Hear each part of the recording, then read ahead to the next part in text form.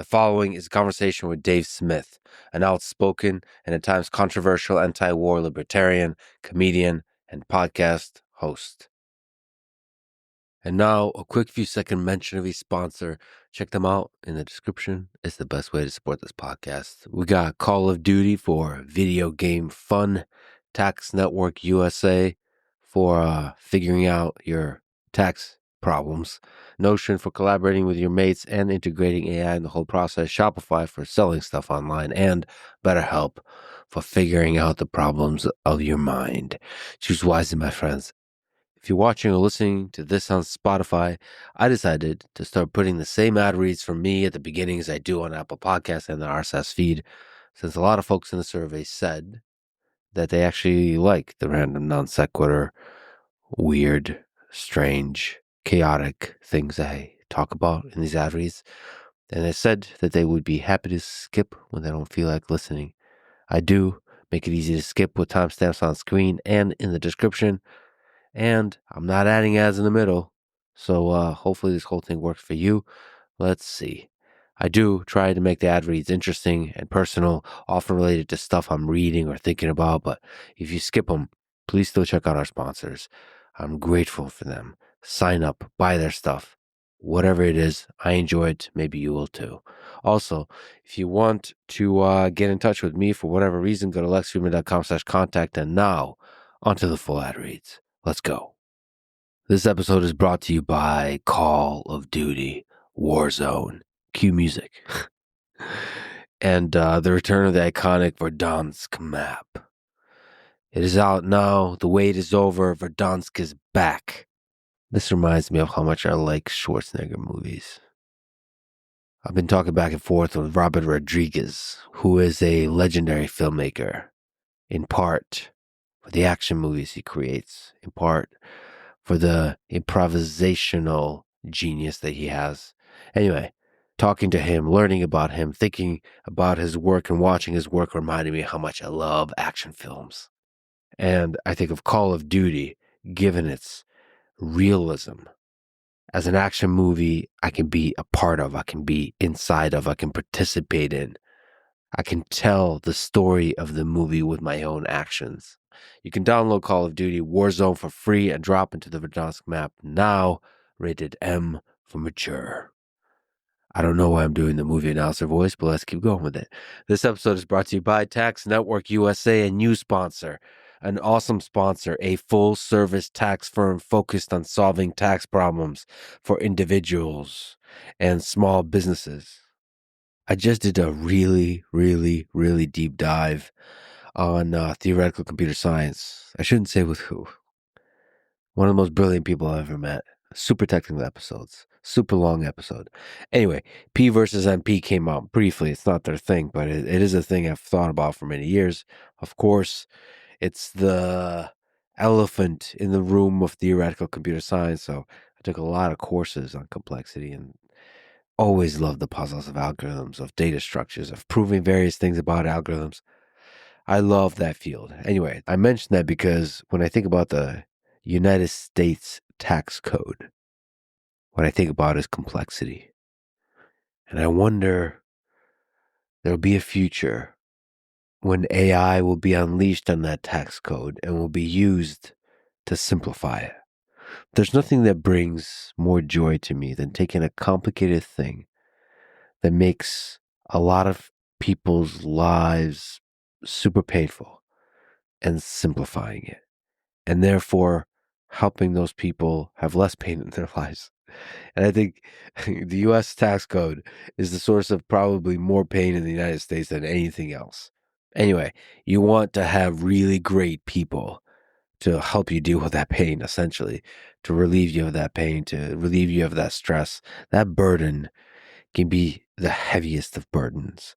Anything financial related could just break you.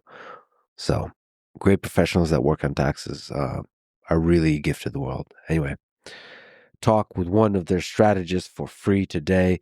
Call 1-800-958-1000 or go to tnusa.com/Lex. This episode is also brought to you by Notion, a note-taking and team collaboration tool They have been integrating AI better than basically any company I've seen. Always at the cutting edge, always thinking how AI can be actually used to solve practical problems. Not for a prototype, not for a demo, not for a thing to post on X. Look at the cool thing I did, but actually make you productive at the thing you do at the individual level and at the team collaboration level. This really is the problem. AI should not just be a thing that makes you dream of the possibilities of what's to come. It should be a thing that just makes your life easier every single day.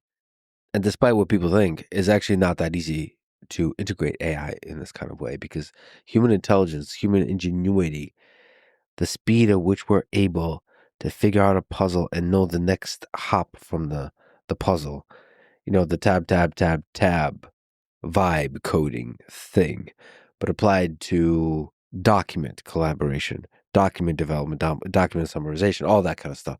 That's what Notion is incredible at. You could try Notion AI for free when you go to notion.com/Lex. That's all lowercase, notion.com/Lex, to try the power of Notion AI today.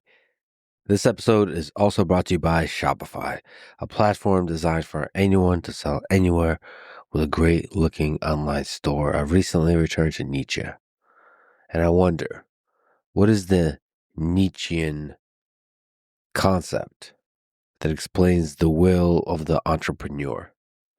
What is that? Is that trying to reach for power? Is it trying to reach for immortality? Is it trying to find the meaning of existence in the creative act? There is something deeply creative, of course, to the entrepreneurial pursuit. It is fundamentally creative. It feels like pain, right? It feels like risk. It feels like chasing money. It feels like chasing impact or having a positive influence on people's lives.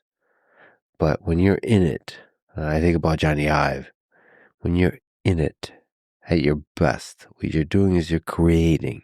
And that's probably what Nietzsche would say. It probably is the creative act, is the drug, the joy, the will that pulls at the entrepreneurial heart. Sign up for a $1 per month trial period at shopify.com/Lex. All lowercase, go to shopify.com/Lex to take your business to the next level today.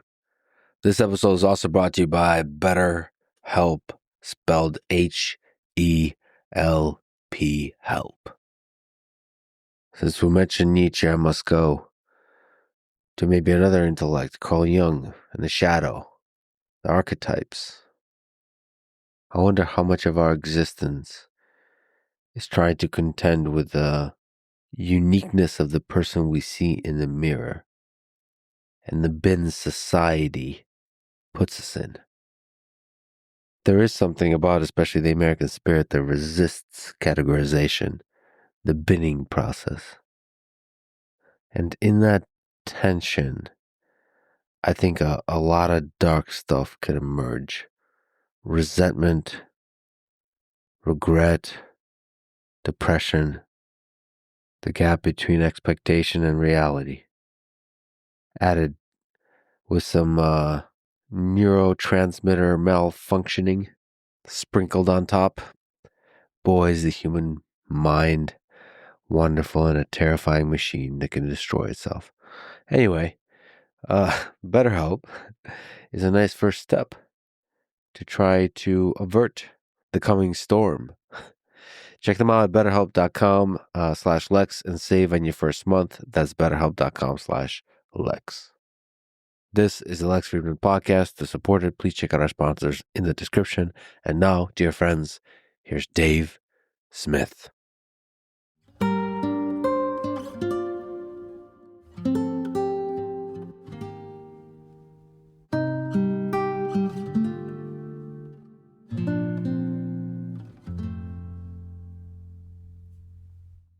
You are a longtime libertarian, perhaps an anarcho-capitalist.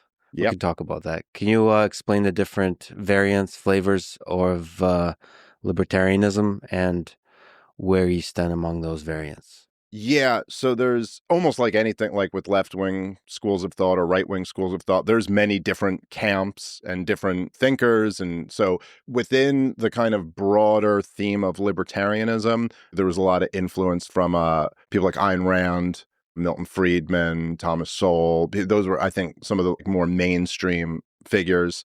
And then there's kind of like the Ron Paul brand of libertarianism, which is kind of distinct from that other camp, where they're much more of an emphasis on foreign policy. All of them kind of fall into the radical minarchist points of view. And then there's Rothbardian anarcho-capitalist. Then there's also like David Friedman, who's an anarcho-capitalist, but from a completely different perspective than Murray Rothbard.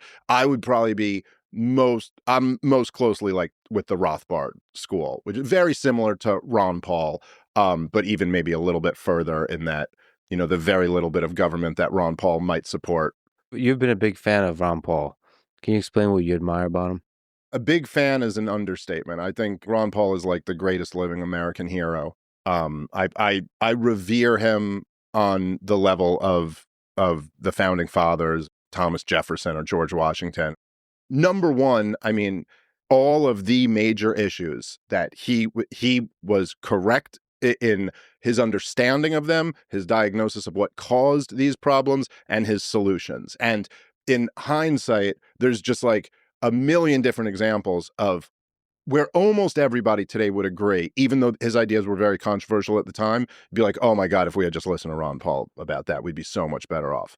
But I think there's something almost deeper than that about why Ron Paul inspires so much love from so many people is, okay, so number one, the guy, he was a champion of these views for decades when there was no payoff for it at all, where he was just kind of alone in the woods being, they used to call him Dr. No because, well, he was a medical doctor. And then he would be the lone no vote in Congress, like all the time, like on the bills that the entire Congress, bipartisan agreement, everything is, and there's one vote against it, and that he would be that guy. He clearly kept doing what he was doing simply because he believed it was right, not because there was any benefit for him. In fact, he dealt with a lot of headaches for the views that he had. And then he was just a genuine person of integrity. He's the only congressman who I've ever heard this about, and like DC insiders, people on the Hill will say this. He was the only congressman of my lifetime who the lobbyists simply stopped visiting. He was the only one who they just stopped going to his office because they were just like, there's just no getting through to this guy. He was just not playing politics like that. And he was, you imagine what it must have been like from like the lobbyist perspective when they first tried to go there, and they'd be like, all right, listen, we really need you to, vote yes on this or that. And he was like, the Constitution doesn't authorize us to do that. And they're like, what? Like who in this town even talks like that, And so there was he's also just, I've met him many times at this point, and he is just genuinely, he's like one of those guys who's just from like an older, better generation. Just, he's the sweetest guy, but he's like but he's not a pushover. Like, he was a tough guy in his day, and he was an athlete, and he was in the Air Force, and is married to the same woman for, I think, over 60 years at this point, has like a big, beautiful family. He was a country doctor. He was a baby doctor who delivered thousands of babies. Like, he's like this kind of classic American figure. And, I just think, at the risk of falling into like hero worship or something like that, I do think I think he's a genuinely great man, and I think great men are to be revered. Yeah, as you said, there's integrity there. Can you speak to the ideas that Ron Paul represents? Like you said, some of the things he's been right about. Maybe can you speak about the economics, the Fed, and maybe war, and being anti-military intervention? Well, I think it all came from kind of the same central thesis, which is that the highest political value ought to be liberty. And that, the government by its very nature is an instrument of force and tyranny, and that therefore the more government you have, the less liberty you have. I think he was way ahead of his time in like really calling out the corruption in DC, and I think that's one of the things that's kind of that it's a common through line between the Federal Reserve and government spending, and of course this crazy war industry that our country has.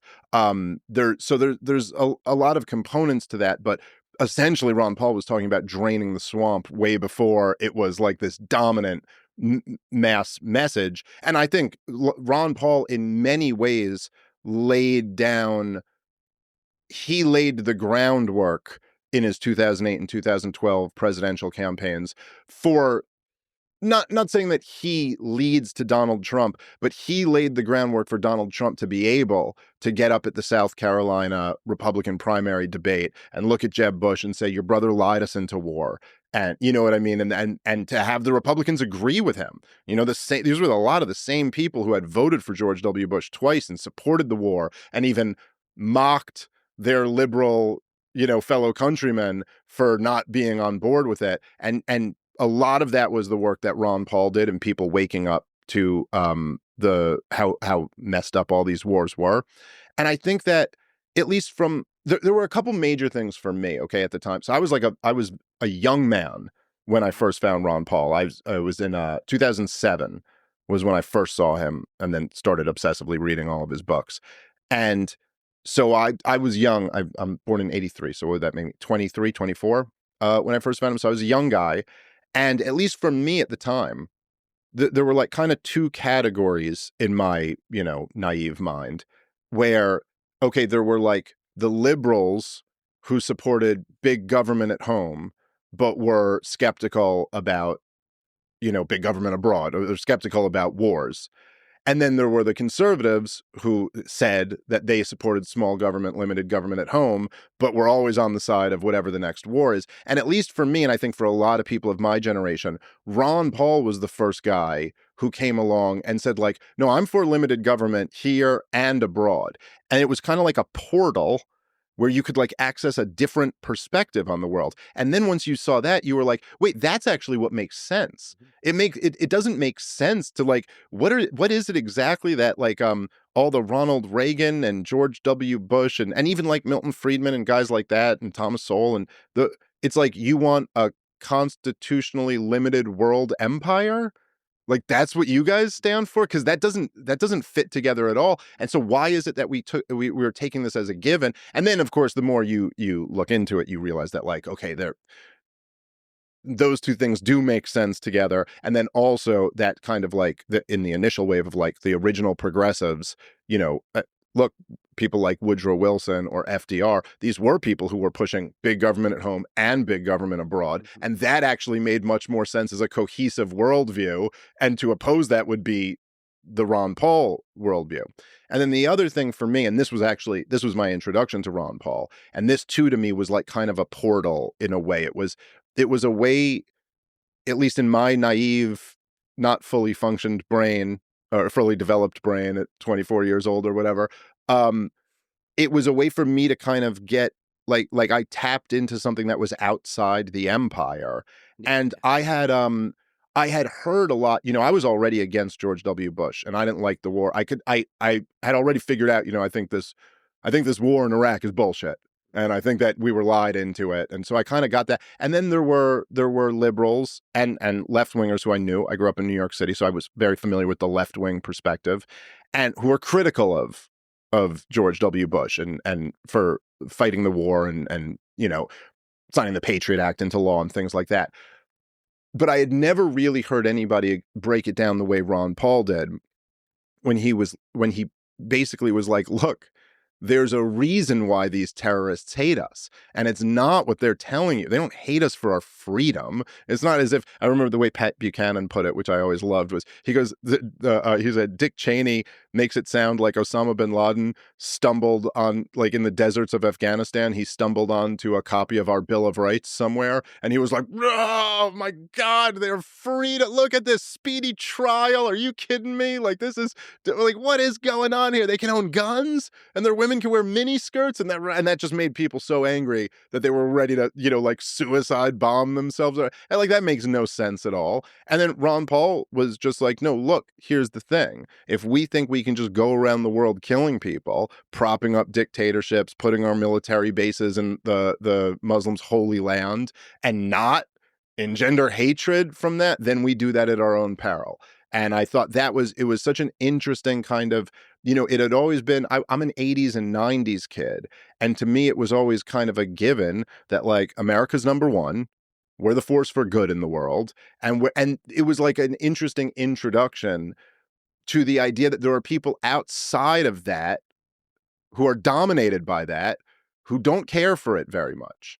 And like that's what 9/11 was actually about. And for me, I was living in New York City. I was 18, I think, when 9/11 happened. And that was like the moment of my childhood. It was a huge thing to live through. I mean, we were attacked. This seemed like something that could only happen in a history book. That didn't happen to America in the 90s. 2001 was basically the 90s. And it was just like, oh, finally it clicked. It was like, that makes sense. It's the first time I had ever heard like an explanation and an understanding of this whole thing that we're involved in now, from 9/11 to the terror wars, that actually just made perfect sense. Yeah, we should also say that there's some degree of truth that the battle is not just militaristic, it's also cultural. And then many of those parts of the world don't want other people's values forced onto them. Right. But the way that George W. Bush and Dick Cheney and every right-wing host in America and Sean Hannity and Bill O'Reilly and like everybody, what they were saying is that they hate that we're free. Mm-hmm. Whereas it was much closer to saying like they don't like us imposing on them. Even like all the hardcore neocons, Brett Stevens, the New York Times, he wrote this piece on the 20th anniversary of the invasion of Iraq, so 2023, to cheerlead the war in Iraq. And he goes through the whole piece, and there's not one mention of the million people who died in the war. He literally just goes, the piece is just measure life under Saddam Hussein versus life under the Shiite parliamentary system that they have now. Which one's better? And he's arguing this one's better, therefore it was worth it. But there's like no mention. It's like, okay, but what about the 20 plus million people who were displaced? What about the million people who were killed? What about all the millions of people who were injured? What about the tens of thousands of our soldiers who have blown their brains out in the aftermath of the thing? Like, it's like so many times, this is true with government policy in general. People talk about like the end result that they want. But you're like, yeah, but what about the process by which you get there, and how much hatred, it's not that hard for me to like put myself in other people's shoes. And like, I have 2 little kids and a wife. And if anybody were to ever try to argue to me that they have to be the eggs that get broken to make some bigger omelet, like, it's okay. Like, we're ultimately going to impose something on your society that's better than what you have right there. It sure does suck that your wife and kids got to be the one who get taken out. I mean, I'm just saying this to myself, and this is not real. This is just a thought experiment I'm making up. I'm already pretty close to being a terrorist. Mm-hmm. Like, my next thought is kind of like, well, okay, well, I hope you're going to like it when you watch your family die in front of you. Now I'm not, hopefully, even if that happened to me, I wouldn't go kill that guy's family. Like, maybe I'd just go after him or something. But I could understand, and I think most people who have kids could understand, going to a level of like the most evil, dark place you could imagine if anyone ever threatened or actually did something to your kids. Yeah, we have to remember the thing that's difficult to measure that you just mentioned, which is the hate that's created by every bomb that's dropped. It was a General McChrystal who, was the general running the war in Afghanistan. He wasn't Ron Paul, you know what I mean? Like, he was a sir, yes, sir, how do we fight and win this war general. And he's the one who coined the term insurgent math, that 10 minus 2 equals 20. It's like the more you keep, I was rereading about this the other day, because of the, Trump's been bombing the Houthis in Yemen. And, it's like when we first, I think it was in at least in 2009 is when Obama really stepped up the drone campaign, with the then secret drone bombing campaign. And Yemen was one of the major theaters. And even back then, when it really was just it was a war on terrorism, like the main targets were always Al-Qaeda in the Arabian Peninsula and their presence in Yemen. Even then, like, so before the Saudis invaded, so like from 2009 through 2015, AQAP just kept growing. He was doing all these targeted bombing campaigns, or they call them targeted. 96% of the people are innocent who get killed, but they call them targeted drone bombings. And Al Qaeda in the Arabian Peninsula just kept getting bigger and bigger because, you know, it's like, yeah, every time you go in there, it's like, okay, you took out one target and then you took out 3 little girls and, you know, a few, and every one of those little girls had brothers and uncles and fathers and, you know, and all of them just signed up to join the fight now because, you know, and I found Ron Paul was the first one who really made this click for me. But it's in a way, and I'm not a leftist, I'm not an egalitarian, I'm not a cultural relativist. I'm not saying that all cultures are the same or that we all look at the world the same way. There's enormous differences between all of us. And I personally think some are better than others. But there are things that unite all of us. And in a weird way, I remember one time I was arguing with a Democrat guy on a SE Cup show. I used to be a contributor on her show. And we were arguing, and it was after a terrorist attack here in New York, a fairly minor one. It was like a guy, I think he hit someone with his car and then jumped out with a gun, and then the cops lit him up and killed him. This is like back in 2017, I think. And he claimed to be ISIS inspired. I don't remember if there was like a direct connection or not. But they were, at the time, they were like, doesn't this mean we got to step up the war in Iraq or in Syria where ISIS's stronghold is? And I remember the guy saying to me, he goes, you know, I went off on how these wars have been disasters. And he goes, yeah, but Dave, what you're saying here is we're supposed to do nothing. Like, this just happened and now we're supposed to do nothing. And so, like, even though this guy had a suit and tie on and we're in a cable news studio and we're in a first world country, we're in the United States of America and we're having the basic thing that he's saying is like, what do you say? You're saying we're not going to go kill some motherfuckers? You know, like, I mean, he was just putting it as like, do something. But what's something? Something is dropping bombs on human beings, you know, when, like, yeah, some innocent people are going to die. But okay, but it's the same thing. It's the same after 9/11. We're like, we got to go fucking invade some countries right now. That's the same impulse. It's like, they killed some of our people. You think we're not going to show them who the real killers are? You think there's a chance that you could come here and that is like the most human instinct ever. It's like some other tribe just came in here and killed some people in our tribe. So what do you want to do about that? Well, I don't know. It's not going to take me too long to figure out. We're going to go kill a bunch of people in their tribe. And I do think that, like, I think that's the major motivating factor for both sides of the Israel-Palestine conflict. I think that's the major motivator for both sides of the war on terror conflict. And it's like, it's in a way, when you look at it like that, there's something, even though it's so dark and tragic, there's something almost beautiful about it where you're like, oh, we're all caught in this same cycle. Yeah, it's deeply human, the warring between tribes, but, you know, especially in the recent years, but more and more through human history, there's almost like a third party, which is this military industrial complex, which is making money from the two tribes. So if you just have two tribes, one, I've been reading a lot about Genghis Khan. And this is why Genghis Khan banned this. It was very common in Mongolia before Genghis Khan to steal people's wives. Like, you're my wife now. Right. And he realized that creates a lot of conflict. Yeah, it sure does. That seems natural and human, that kind of conflict. But whenever you third party rolls in and starts making money on the whole thing and then driving that forward, then the escalation of the conflict comes with this whole machine that makes de-escalation really difficult. Yeah. The military industrial complex in America, it's so big and it's so sophisticated and it's so it's not just that there's, there's the intelligence agencies, there's the weapons manufacturers, then there's the, like, people in the media who are either directly or indirectly just parroting, you know what I mean, all of their talking points. And so it's not just that you can kind of like you make money when there's a conflict, but you have this entire apparatus to, like, create the conflict and then create the public sentiment for that. And then And it's interesting. We're in an interesting place because we're kind of in this like new frontier of now where shows like this can happen, and there's a lot of them, and a lot of them are humongous, like yours.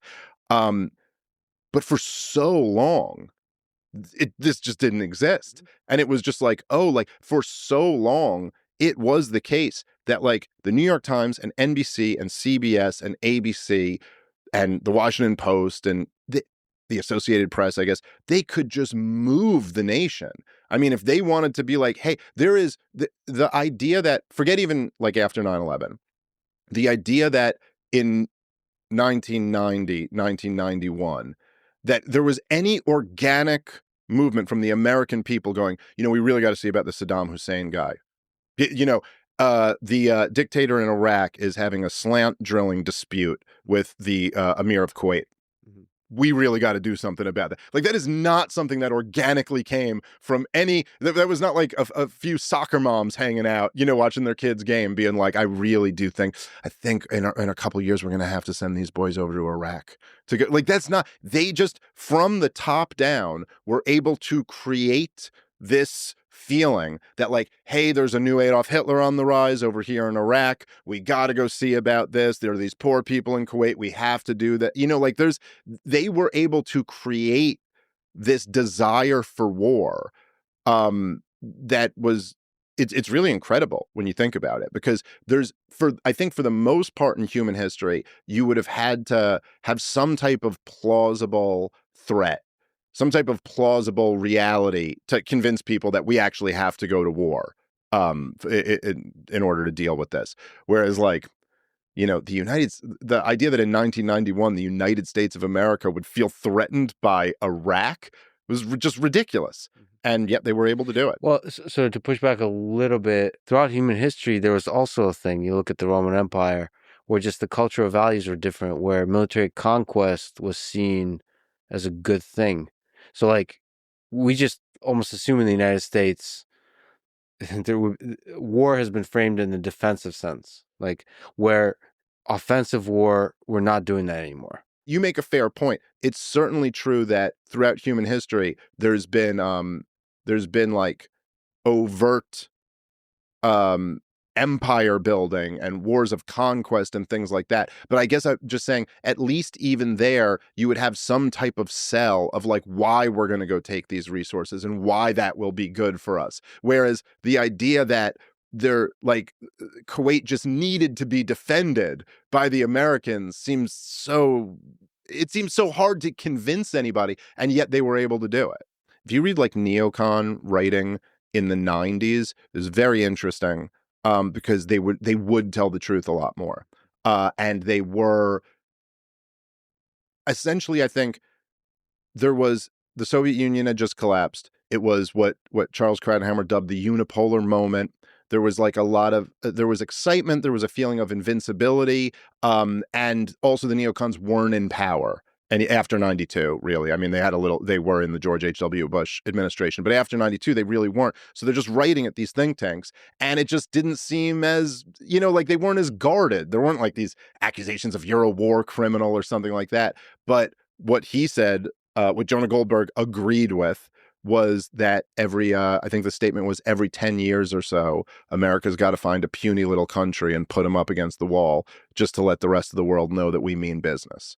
And that was actually their mentality. I'm sure there's people that agree with that. I happen to disagree with that. But the drums of war are beating a little bit over Taiwan and China. More than a little bit, yeah. But there I can't even see a justification for a just war. What is the long-term benefit to society if you do military intervention? I also think this, and I've been saying this for a while, but I do think there is this like there's like this empire mentality that Americans have got to shake off, like as if it's even a question of whether we should allow it or not. Like, are we in a position to allow or not allow that? Why do we have, it's almost like if you were like I hope China doesn't invade Taiwan. I hope Taiwan remains as free as possible. I hope China becomes free. I root for freedom and prosperity for everyone, but I also root for like everybody to have a healthy marriage. But if you were talking to me and you were like, hey, the guy down the street is cheating on his wife, like, I don't think we can allow this. I'd immediately be like, that's really not my place. And then on top of that, I also have no power. I have no authority over what they do in their marriage. Like, I have to be concerned with my marriage. And the idea that, like, imagine if there were the political will to uh, invade Mexico. Like, if DC decided we're taking Mexico City, like that's going to be part of America now, and we're taking it by force. And then China was like, we're not sure if we can allow this. I think immediately most Americans would be like, allow? Like, how the fuck do you think you're going to stop us from taking Mexico City? What are you going to do, China? You're going to send your Navy ships over here to fight us off the coast of Mexico? Good luck with that. And at least from my understanding, in almost all the war games that they've run, if we did militarily, even if it doesn't come to nuclear weapons being used, in which case the whole world gets blown up, but even if we go to militarily try to stop China from invading Taiwan, and everyone agrees to not use nukes, and we just fight a conventional war, we lose that war every time. I think what you said applies to a lot of the wars we've been involved in, but China and Taiwan is a little bit different because of TSMC, right? Because there's an economic dependence. If that was the concern, then the response would be, we need some type of Manhattan Project. And I'm not supporting a government project here, but there would be, we need some type of Manhattan Project to say, we're going to make these things here. We can't. And look, I was running that experiment before saying, like, what if we all pinky promise not to use nuclear weapons or something like that?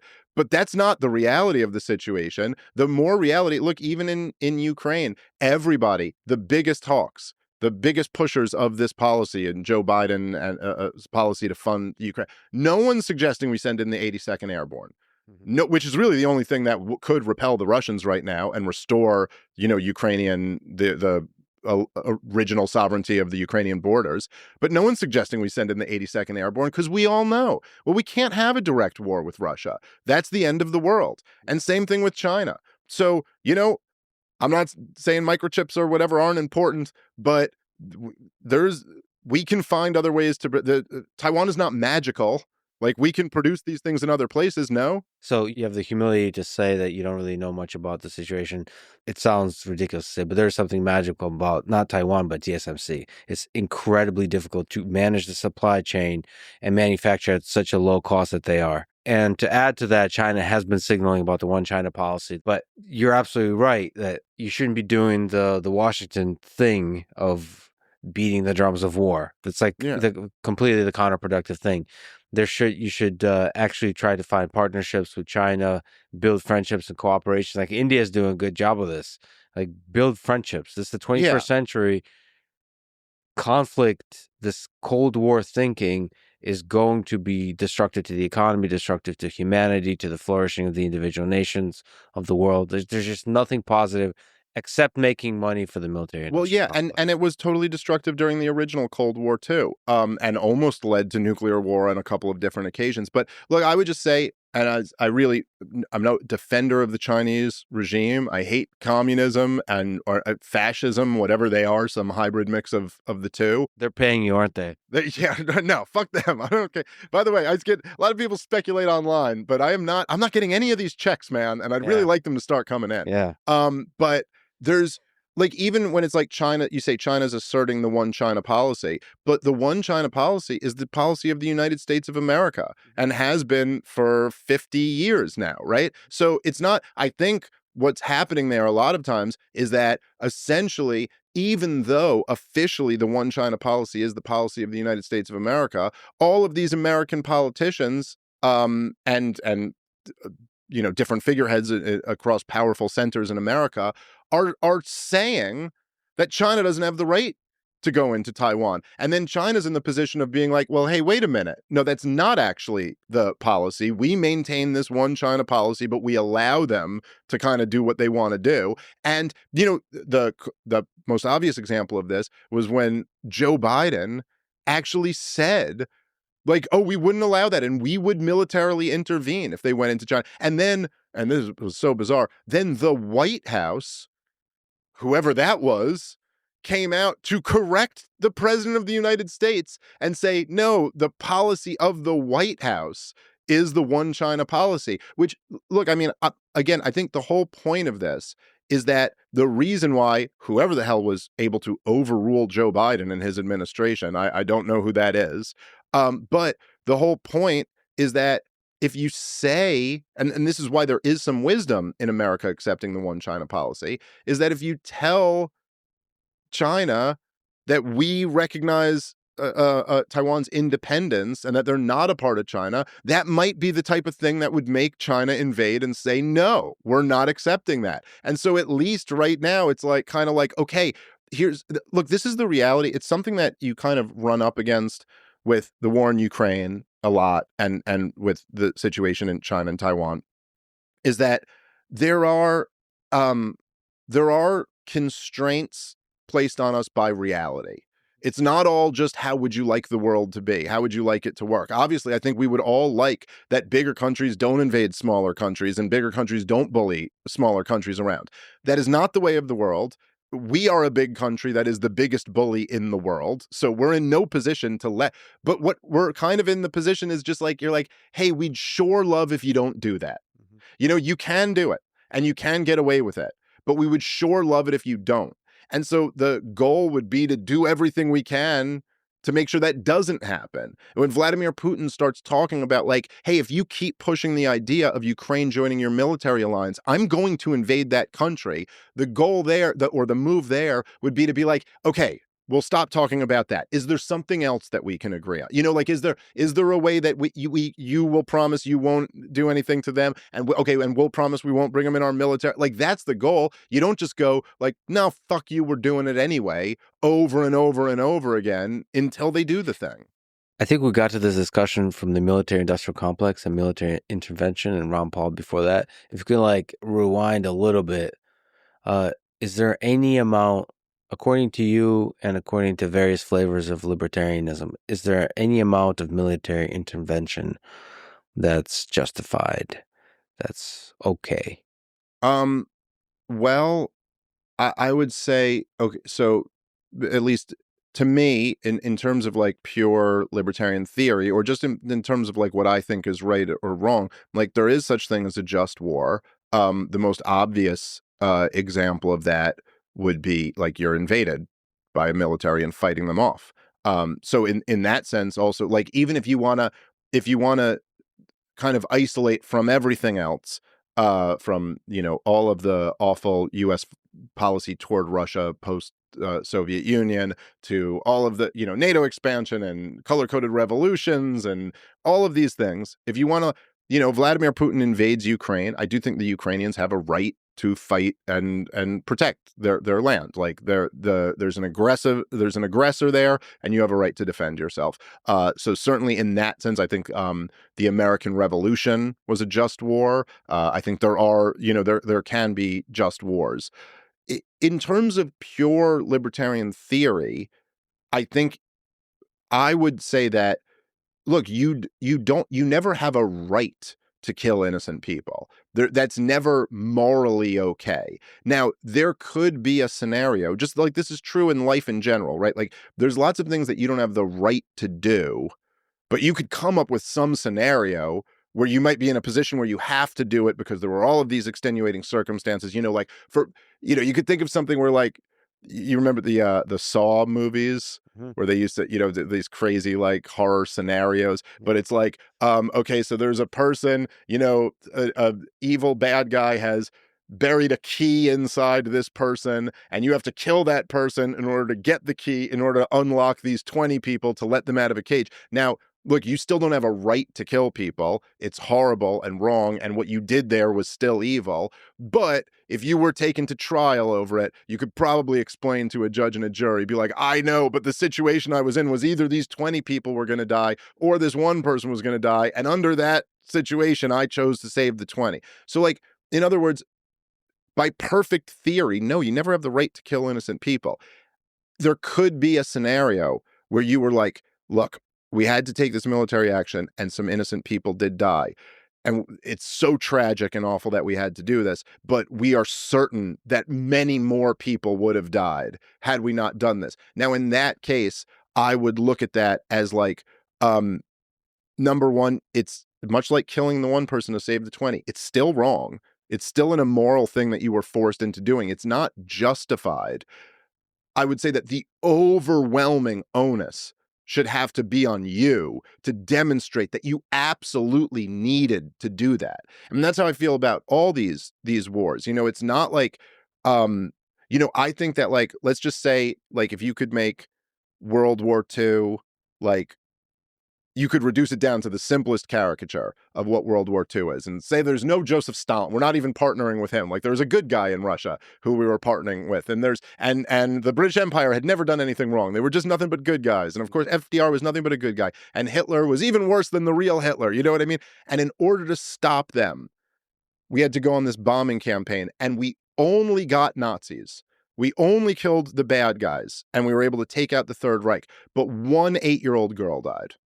And you did this thing that stopped the whole world from falling into subjugation. So I think almost everybody would agree, Jesus, man, you have to do that. Okay, this is you have to do that because the whole world's going to be subjugated. There's nothing but good guys here. The Nazis are so evil, and there's one.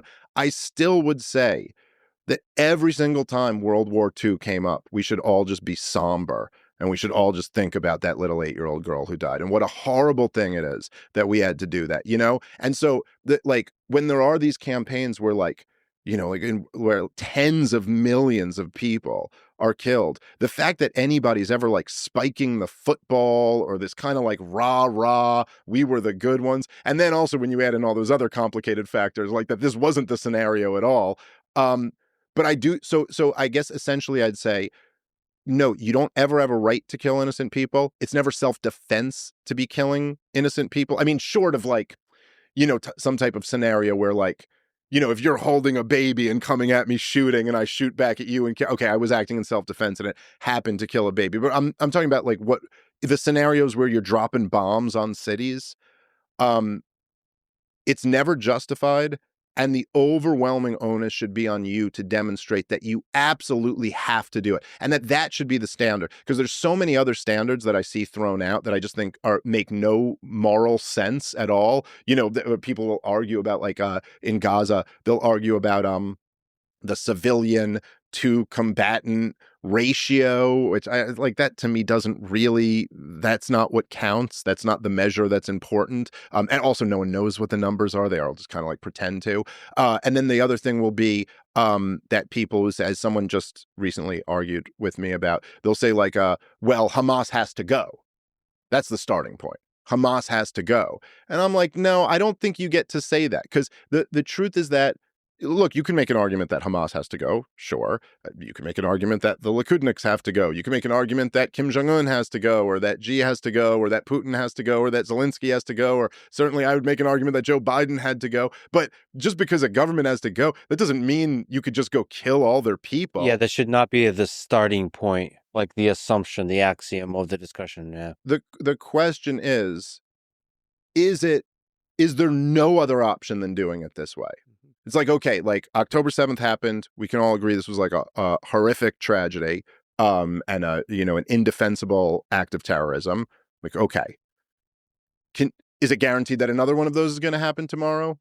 Or was this the biggest security failure in Israeli history? Okay, well, if it's the biggest security failure, let's just say, not even going down the inside job rabbit hole or anything like that, but just saying it's a giant security failure, okay, then put a bunch more men at that fence, first of all. And now you got to talk about how can you achieve your goal while inflicting the minimum amount of devastation on innocent people. Let's talk about it, Sure. since you brought it up. October 7th. So what exactly do you think about the October 7th attack by Hamas on Israel? Well, I mean, like what I just said, that it was horrible, and it's always, by the same logic that I'm giving you now, it's always evil to target innocent civilians. I don't believe civilians can be held responsible for the crimes of their government. This was, by the way, the Osama bin Laden logic, which I think would also be the logic of, like, Bill Clinton or George W. Bush or Barack Obama. But Osama bin Laden very explicitly said, when he was asked, like, well, are you just going to target, like, U.S. military sites, or are you targeting U.S. civilians? It was an interview in the 90s before 9/11. And he goes, no, civilians are fair game too, because you guys have regular elections. and you guys vote for your government, and therefore you're responsible for the crimes that they commit. Now, I think that's the logic of a fanatic like Osama bin Laden, and that's not the logic that any of us should follow. It doesn't make any sense, and it's not true that people are responsible for the crimes of their government. I think that that same argument is used quite a bit by people on the pro-Israeli side when they say, like, oh, they had an election in 2005 and Hamas won a plurality, therefore 20 years later they have no rights. I think that's insane. So Hamas had no right to go after civilians. It's horrible, and you see, these teenagers being killed, and the people, you see the images of people who were held hostage for all this time. So it's like your heart breaks for those people. It's truly tragic. I do think that it was in many ways an indictment of so many different things. Like October 7th happening was an indictment of the entire occupation / siege of Gaza and the West Bank, for that matter. It was, I think,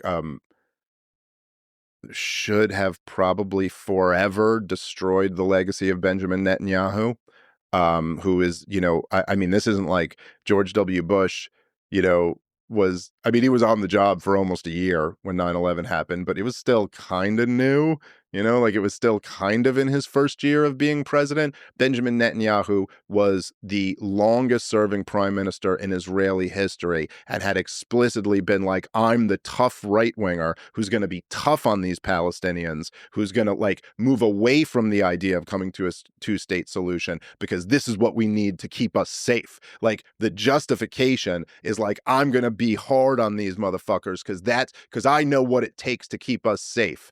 And that culminates in the worst massacre in Israeli history. And then, the other big one is that, and it's not like I wouldn't even say an open secret at this point. It's just out in the open. He had this strategy of propping up Hamas for years. And so he had this strategy of propping up Hamas for a myriad of reasons. But a major part of it was that, look, man, as long as there's terrorists in power there's never going to be any pressure on us to give the Palestinians a state because, look, are you telling me I got to negotiate with them? He was allowing Qatar money to float. Insisting that Qatar money float to them. When the Qatar money dried up, sent the Mossad in to insist that it gets back to him. Hundreds of millions of dollars, briefcases in cash. And he said in his own words that the reason for doing this was to his words were prop up Hamas, bolster Hamas, to keep them in power so that the West Bank and the Gazans were divided, and that the international community, as well as the liberal Jewish community in Israel, wouldn't be able to put pressure on them to make a deal. But what are the options? So if he doesn't allow the money in, it also looks really bad for him. Because if he's not allowing the money in, that means he's not allowing the quote-unquote aid in to help the Palestinians. Yeah, but Lex, the dynamic here, right, is from 2007 to today. Israel's had a full blockade around the country. They won't let potatoes in. They won't let sugar in. They won't. And the justification is because they're dual use. They can be used to make rockets as well as they can be used to feed starving children. So we can't let that in because it's dual use. But cash to Hamas, does that not have dual usage? Like, is there nothing else that they can? So yeah, it's like, yes, when you have a full blockade around the country, you take on certain responsibilities. And I think this is, this is the essence of really the whole struggle here, which is very tough, I think, for the pro-Israel side to grapple with. But the bottom line is that Israel hasn't occupied Palestine for like a few months after a war, or even a couple of years after a war, while they're figuring out what we're going to do with them. It's been over 60 years. We're talking about a 1 week long war, or a day short of a week long war, in 1967. Israel's had control of them ever since. And much like in the same way that, like, if you kidnap someone and you lock them in your basement and you don't feed them, you murdered that person. So in other words, stated differently, you're not allowed to kidnap people and lock them in your basement. But once you do, you take on a responsibility to feed those people. You know what I mean? Like you're not allowed to keep someone and not feed them. That is a worse charge than just keeping them. And so, yeah, anyway, I guess my point is, the solution to that, if you go like, well, I'm a bad guy if I fund Hamas, I'm a bad guy if I don't let the aid in, was to let the reputable international aid organizations bring aid in to the people of Gaza. Don't pressure the Qataris to send in briefcases full of cash. Allow internationally recognized, reputable human rights organizations who are lining up trying to do it, stop turning them away and let them in. And this is just, it's so long past due. I mean, like it's just, I'm not like defending Arab terrorism. It's I think it's really, it's a tragedy that the Arabs embraced terrorism. I don't think it's unique to them. And in fact, I think it was the Zionist militias who introduced terrorism to that part of the world. But there was also terrorism persists because it works. And this is true with state terrorism and with non-state terrorism. It's like terrorism has often worked for people. I think early Yasser Arafat, I know, was very influenced by the Algerians who, successfully kicked the French out at embracing terrorism. And it was almost like the major miscalculation of those Palestinian Arabs who did embrace terrorism was that this isn't the French. This isn't the French hanging out in some colony with their home country back home, where maybe a few acts of violence could work enough to, the liberal population back home is like, oh, I really didn't like the response to that terrorism. We killed so many people. Forget it. This is too much of a headache. Let's get out of here. The Zionist settlers were there to stay. They weren't going anywhere. They weren't going back to Eastern Europe. You know what I mean? They were just that. And so it's a tragedy that this whole thing went the way it did. But you always, whenever you're talking about like a conflict like this, the person who has the party who has the power is the one who needs to make concessions, and it's just indefensible that the status quo of the Palestinian people having no rights, literally no rights, being ruled by a government that they do not get to vote for or against, no right to do commerce with the outside world, no freedom of travel, no freedom of movement, no basic property rights. You can be kicked out of your home at any time, no right to a fair trial, no right to a lawyer, no right to a jury of your peers. I mean, the fact that has been the status quo since 1967 is just indefensible. And then in the context that has been the status quo, I guess I'm just not, even though I'm against it, it's kind of like when you're just lecturing about the way in which they resist this, I think it's very tough to be on a strong moral footing, Yeah, you have to really empathize with decades of suffering. Yeah. In the region. I suppose my question was grounded in how can the Israeli government, how can the world help the Palestinian people flourish? So you suggested allowing reputable aid organizations in, but that's kind of almost patching. Yeah. It's just helping humans who are suffering. But that's not how you have a nation flourish. You have to build up the infrastructure. You have to build up a culture of the education system, the democratic processes of electing and regular elections, and so that the people are represented. And you have to form partnerships, friendships, normalization of relations with the Arab world, with Israel. You can travel back and forth and lessen the chokehold, like the security chokehold, that you could say is justified in a militaristic situation. But why is it a military situation? The question is there, like, where do we go from here? If we, we'll talk about Netanyahu some more. He is, he's very criticized inside Israel as well. Yeah, for sure. Maybe less so after October 7th because, again, In the same way you can empathize with the Palestinian people, you can empathize with Israelis, where October 7th touched, just like it did for Americans with 9/11, it touched some kind of primal Yeah, thing 100%. of fear, of like, Oh yeah, and like holy shit. the same thing I said before, like I could also very easily go if one of my kids was like at that rave or something like that and just got gunned down or kidnapped by, I could understand being like level the whole goddamn place, and I'm sure I would feel that way if that was one of my kids, you know. So yeah.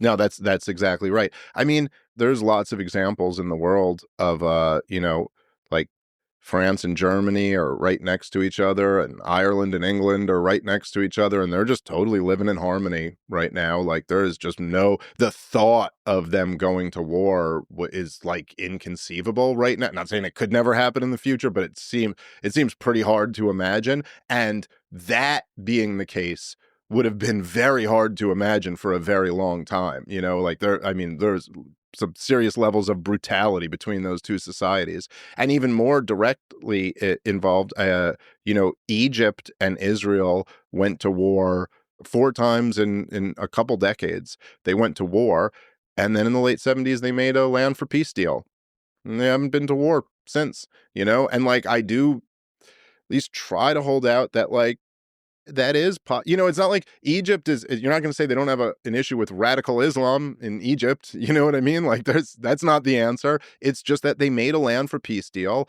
And once there wasn't, you know, once that wasn't that was solved, it was kind of easier to avoid the war. And I do like to think that there could be a solution to the Israel-Palestine question, but it's going to have to it's going to have to involve Israel taking their boot off of the Palestinians' neck. And I know that that's scary. And I understand that there are like legitimate concerns about that. There's was the great Thomas Jefferson quote about slavery, which was we have the wolf by the tail, and we can neither afford to hold on to him nor risk letting him go. Which is like, you could see where that would have been like a real concern of people, like right toward the end of slavery, or you know, whatever, in the early 1800s, say the first half of the 19th century, where you'd be like, okay, we recognize this is wrong now, but we've had these millions of people enslaved for all these years. If we let them go, they're going to fucking kill us. And what are you saying? They're citizens now, meaning the Second Amendment applies to them, meaning that the guy who I enslaved now can get a gun? You know what? And so, okay, there are but I think in hindsight, looking back at it, we would all just go, yeah, but you can't enslave people. So like whatever risks come with the next phase of this, unfortunately, you know, like you're going to have to just deal with that and move. You have to start with abolishing slavery. And it is good to also remember, in the hopeful message you send, like at any day you can make a deal. That's one of the frustrating things I had with I hosted a debate on Israel. It's like, it just felt hopeless, and a lot of people I talk to, it feels hopeless. But like, I have a lot of, I maybe naively see a lot of possibilities of peace there.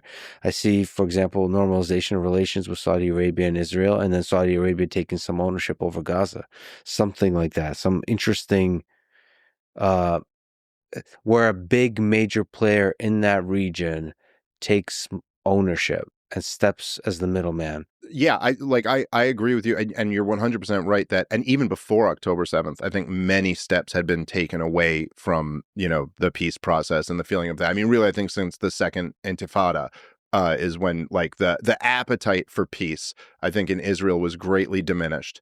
There, but to your point, I mean, it's going to take really painful concessions on all sides in order to get there. And I think that the personally, I think, and I don't know if I say this for not necessarily like the Arab world, but at least the nation states, like their governments, I think are pretty much there. Like Saudi Arabia and UAE and Jordan and Egypt. Like if the Israelis, they're almost like, look, these are American sock puppets, you know, for the most part, right? And so their thing is that like, okay, 100% of my population is completely opposed to what Israel's doing to Palestine right now. And they just hate that that the nation was created at all, that all the Arabs were kicked out of what is, very important land to them religiously. And so the governments there are like, look, we want to continue to have US tax dollars flooding in here. We'd love to make a deal with Israel, but like, you gotta stop doing this to the Palestinians so my own people don't rise up against me. So I think if the Israelis were like, fine, we'll do a two-state solution or something like that, I think Saudi Arabia couldn't wait to broker. In fact, they proposed a two-state solution just a few years ago. I mean, they would love to be a part of that and normalize relations. Amongst the Palestinians, like, which again, I think this had been accepted multiple times, at least by their leadership. It's like, yeah, you're going to have to accept that, like, you lost in 48. You're going to have to accept that you lost in 47. You're going to have to accept that the state of Israel does exist. And you're going to have to accept that, like, the right of return is not going to literally mean that everybody can go back to where they were. And what Israel's going to have to concede is that it was awfully fucked up that they kicked a lot of people out of their land, and that the whole a land for a people without land was never true. That was just a slogan that felt good to avoid what you guys actually did. And the fact that it was inexcusable that you guys occupied these people for 60 years, and that has to end immediately. I interviewed Douglas Murray recently. He just wrote a book on Israel and Hamas called On Democracies and Death Cults. He makes what I think is a strong pro-Israel case, focusing on Hamas as an evil organization, evil for its corrupt leadership, who's essentially stealing money from the Palestinian people and allocating the money that is there towards terrorist, militaristic operations versus like building up Gaza. Can you steelman the case for and then against this perspective? Sort of centering, we've been talking about the people, about centering around Hamas, which is like this extremist religious organization. The perspective being like they need to be, as you mentioned before, eliminated before any progress can be made. Okay, so steelman Douglas Murray's case, I would say, well, I guess the case is right. Look, Hamas is a fanatical death cult, essentially, which I do think is a fair description of them. There is no question that they have pursued a path that was just devastating to their own people. And there's no question they have not spent the resources they have on, their priority has not been uplifting their own people. Their priority has been, I think, essentially antagonizing Israel into this overreaction so that they can turn world opinion against Israel. I think they've been very effective at doing that. And okay, again, I think the argument would come back to something like, and the people kind of voted for this in 2005, and the people we sure do see a lot of people cheering when Hamas is doing some pretty horrific stuff. And so, hey, you got that on one side, and you have a kind of a country that's much more similar to Western societies on the other side. If we can just like linger on that, Steelman, what do you make of the celebrations in Gaza after October 7th? I think it's sickening and incredibly disturbing. I guess the way I look at it, I always, and maybe there is a degree of like naivete to this, or perhaps it's just that I just don't want to allow myself to go down a certain path because I think it leads to such dark outcomes. But I just always, I always try to be kind of like against the government, for the people, against the powerful, sympathetic to the powerless. I think that, look, it's sickening. You see big crowds cheering on, people who have been, with these people who have been in captivity for I think some of them for over a year and a half. I also thought when Nikki Haley and other Israeli politicians are signing the bombs before they're launched into Gaza, I found that sickening. I think there's all types, I think like mission accomplished banners and flying on jet. I mean, I think having Bob Hope specials at the end of the Persian Gulf War was sickening. I just think all of it is like horrific.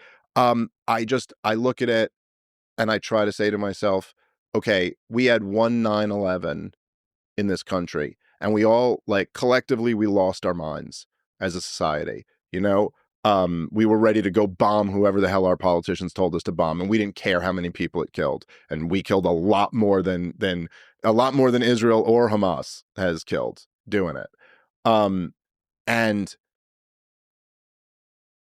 I try to think to myself, okay, imagine being trapped in what is, people can call it whatever they want to. I do think Pat Buchanan and these guys were right to call it a concentration camp. You're trapped in a 5-mile by 25-mile area where you cannot leave.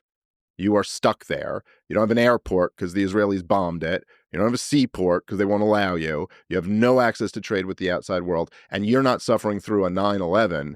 You're suffering through 1,000 9/11s. Your whole life is bad. There's people, the people in Gaza their entire life has been being refugees. You know what I mean? Their entire life, there's generations of people have been in this status now. And so, if my society lost its mind after one 9/11, I just have a tough time like judging the people who came up in this environment. But there's no question it is. I mean, it's, profoundly disturbing. But I wonder how much of the indoctrination is really made the software of their mind permanently anti-peace. Yeah. It's like extremify them. And that, it doesn't justify anything, but it's more concerning for the prospects of peace. Well, I'd say I get your point. It's an interesting question that I don't know if any of us know exactly the answer to, but I would say that, like, even after, what was it, 80 years of the Soviet Union, it's like, and there were real debates back then about, like, the new communist man and whether the minds had been so warped of people that they would never even care about these things like liberty or national identity or independence. And then yet at the end, it was all still there. It was very repressed, and it went underground, and people weren't allowed to talk about it, but they all still had it. And in fact, I was just listening the other day to this Murray Rothbard speech from like the early 90s, and he was talking about how there was something where there was like a camera crew interviewed like a Chinese family under real deal Chinese communism. I believe it was before Mao Zedong died, and they were like, they were just saying all this crazy shit to the camera. Like, they were like, would you rather, your sons are like healthy and live good lives, or would you rather they suffer but be loyal obedience to the state? And they were like, we would rather they be obedient to the state, and blah, blah, blah, and all these things. And Murray Rothbard was saying he saw this interview, and he was talking to his friend. He was, oh my God, this is horrible. Like, it's hopeless. These people's minds have been warped. And then he was talking to his friend who's like a China expert who had been there a lot. And he was like, no, they're not. That's what they say when the cameras are around. As soon as the cameras go, like, they're. So anyway, I'm just making the point there that, like, there is, like, look, even in the situation with Israel and Gaza, specifically Gaza, not even the West Bank, when you could look at it, when the peace talks were going on, support for Hamas plummeted. When the peace talks fell apart, support for Hamas went way back up.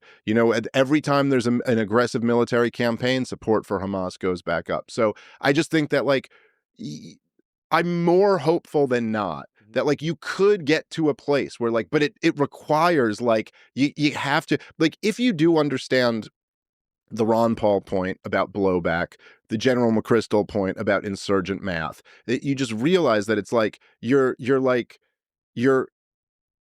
fighting in a way that produces more of the thing that you're fighting. And so the first step is to stop doing that. Like, your cure is making the patient more sick. So stop doing that, and then let's see if maybe we could heal. What about the case against the Douglas Murray case of the death cults, and that a fundamental part of this process, Hamas, needs to be eliminated? Well, I mean, first of all, I would just say that, and I'm not saying this as a fan of democracy.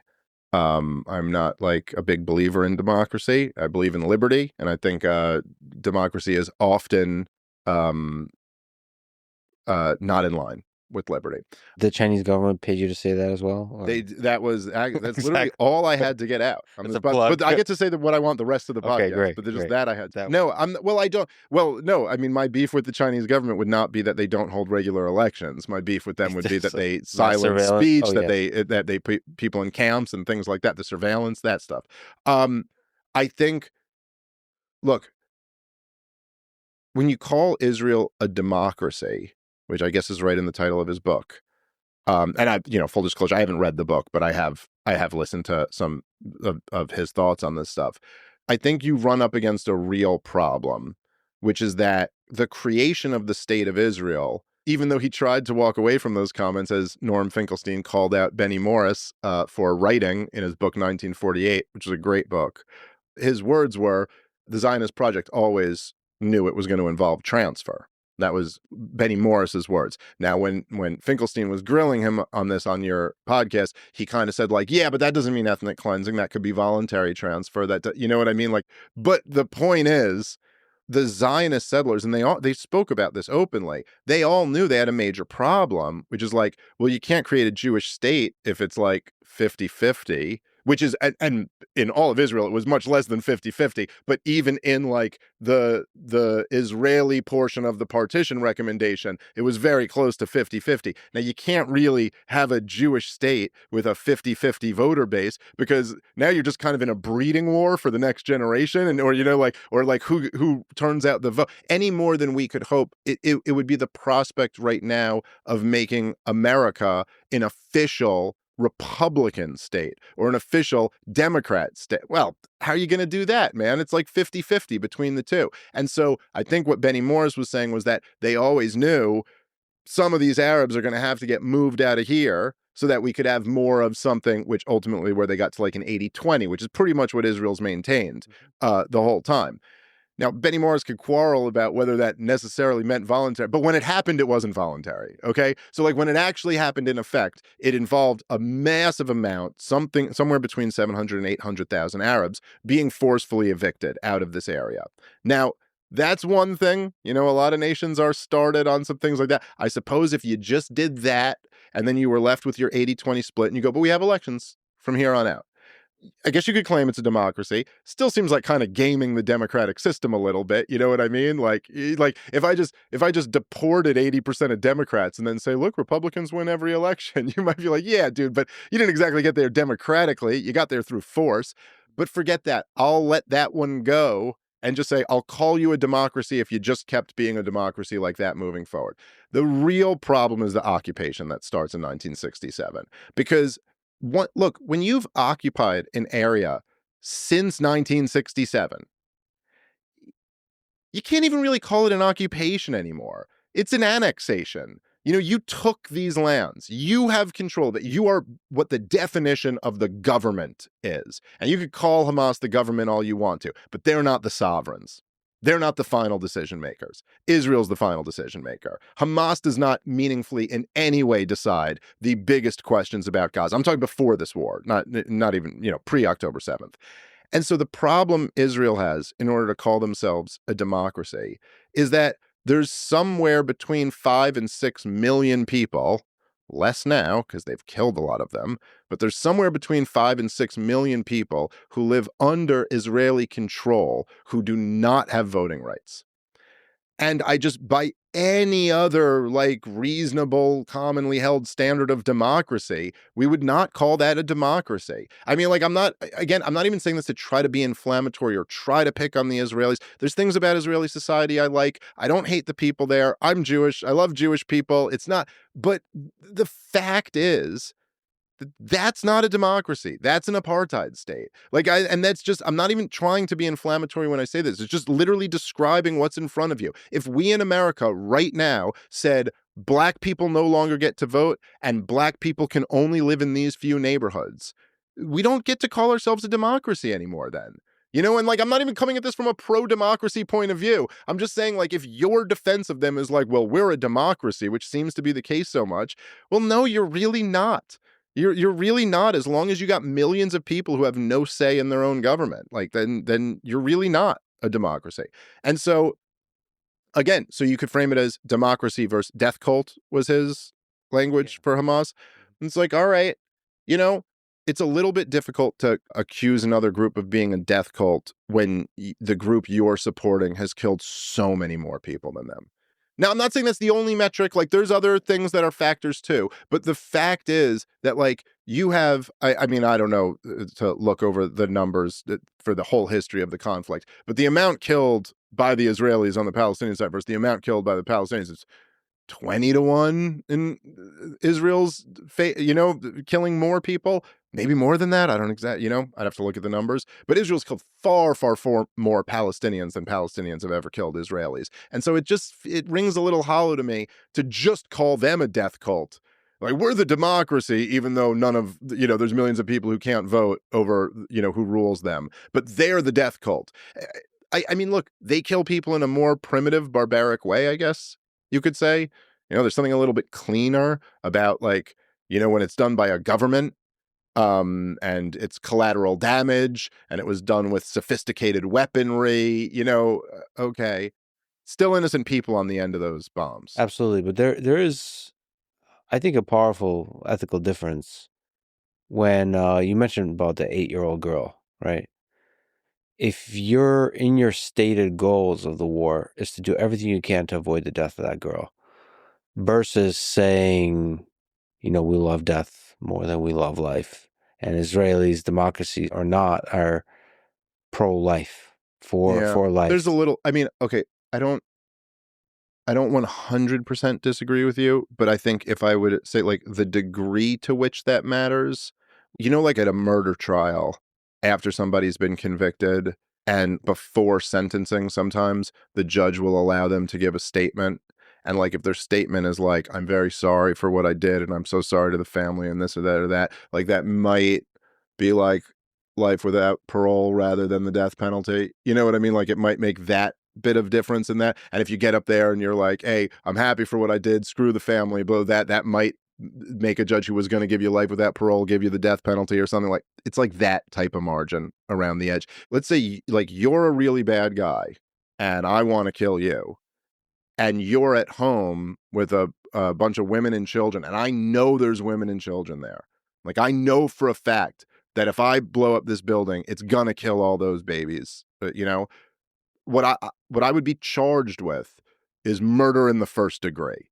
And the fact that I went in there and said, like, well, listen, hold on, it's a shame that I had to kill those babies.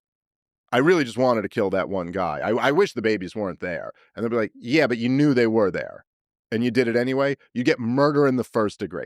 Maybe it would make some little difference tinkering around with the sentencing at the end of it, but it doesn't, like, in kind change what the crime is there. And so I just think at a certain point, if you're doing something like, look, I'll say maybe with a little bit of an edge, let's say Barack Obama wants to drone bomb, this place to kill a terrorist, and he thinks he can do it without killing any innocent civilians. Does it, and then it ends up killing some innocent civilians. That's one thing. But once you've done it over and over and over again, and every single time it kills innocent civilians, and then there's a wedding and you order a drone bomb strike on a wedding, like, no, you murdered those people. That's murder in the first degree. Like, I just don't. And so, yes, like, like, whether you say out loud, oh, it sure is a shame that we got to kill all these kids, when you're doing it over and over and the action you're taking is going to kill more kids, I just don't think it, like, it's a little bit different, but really not that much. It's still pretty much. And then also when you mix in with that, the fact that, like, if you go, and I'm not taking an opinion on the word genocide, I don't even like to get into that conversation. I feel like it just derails it anyway. What Israel's doing, whether you think it's a genocide or not, it's certainly not what most people envision when they hear the word genocide.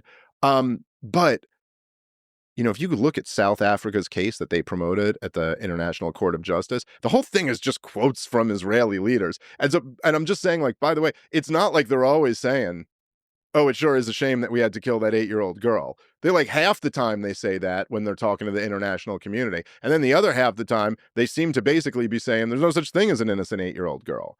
And so I guess I just don't find that argument to be very compelling, especially when the thing has been going on for so long. There is some disagreement I have with you there.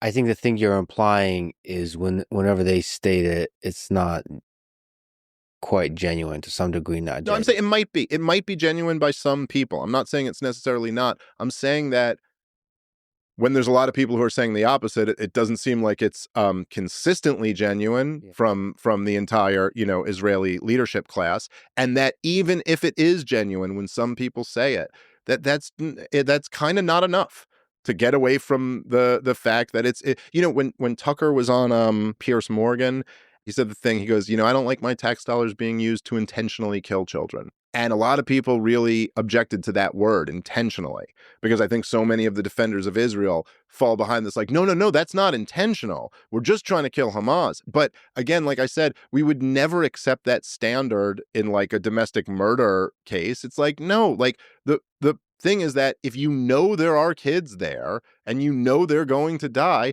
then that's intent. I think I agree with you fundamentally, because war is hell, and that's why I'm against war. But there is a difference.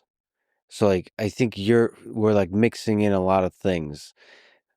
I think you're fundamentally against war, and that's why to you it really doesn't matter. It is murder. Right. It's just murder, and we shouldn't do murder. And there's a lot of democracies with colorful flags and that justify murder because they're trying very hard not to kill civilians. And then when you look at the reality of the Obama administration, the entirety of the war in Iraq and Afghanistan, you're murdering civilians. Yes, you're trying to kill bad guys, but you're murdering civilians. That said, on a ethical consideration on which kind of ideologies you can build a society after the war, one that even on the surface level states that the value of every life, of every civilian life, is equal and high in value. That's a good society.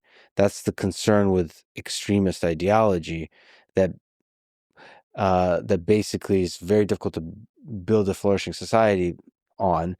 But then the argument against that is the one you said, which is like, yeah, well, Hamas is really supported now because of the war. Right.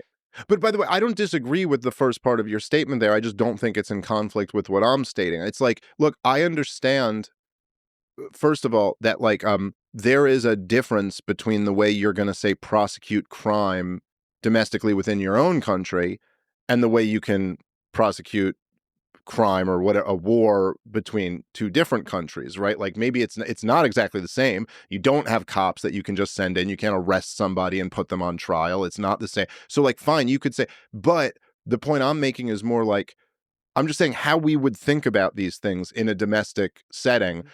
We're talking about like morality here, and morality by its very nature is something that rises above it rises above logistics. It rises above like nationalities or governments or borders or any of those things. Like what's right or wrong. Like if it's wrong to rape somebody in New Jersey, it's also wrong to rape somebody in Central Africa. Like it does. And so I'm just saying you're committing the same act that we would consider murder in the first degree here. And then just to go one step further, I think particularly like part of the reasons why people have different attitudes about the way two nations fight, like what we think of as war versus what we think as like, say, like a policing issue. Like we would never accept the idea that like, if whatever the logic that's used in wars, used in World War II, even used in Iraq and Afghanistan, especially used in the war in Gaza, if there was a bad guy, even a guy who had done something like October 7th, at which we have school shooters and things like that here, if there was an active duty school shooter and he's in a school shooting people and we know he's already killed like 25 people, blow up the school. He's using them as human shields. No, it's not our fault. You see, listen, those deaths, Lex, while tragic, were the school shooter's fault because he used all these people as human shields. We would never for a goddamn second, if those were our kids in there, we'd never accept that excuse. Be like, what? Yeah, that guy was bad. You still had an obligation to do something else. That was never accepted. Now, that we may look at things differently in the context of a war, but also, by the way, I'm not sure I completely do, but typically speaking, when people think of wars, they're thinking of this government versus this military versus this military. That's not the situation here. So like while Israel is saying, hey, they're using human shields, it's also like, and that is true, I think, to some degree. I think the Israelis overplay it a little bit, but there have been, I think, clear instances where Hamas is using human shields. But it's kind of a flip side of a different point. And like the other point is like, oh, well, why aren't they using their army or their air force or their navy? Oh, right, because they don't have any of those. Oh, that's right. So you're fighting a war against a people that don't have a government because you've denied them their right to have one. And so that's the thing where I do think if you've occupied the place since 1967, you almost now take on an obligation that you kind of have to almost conduct this as a police matter. You're not allowed to just because now we are getting awfully close to the scenario that we just laid out. We're like, oh, there's a school shooter, blow up the school. It's difficult to have a discussion about ethics when you're talking about war. It's really at the core of it, all war is immoral.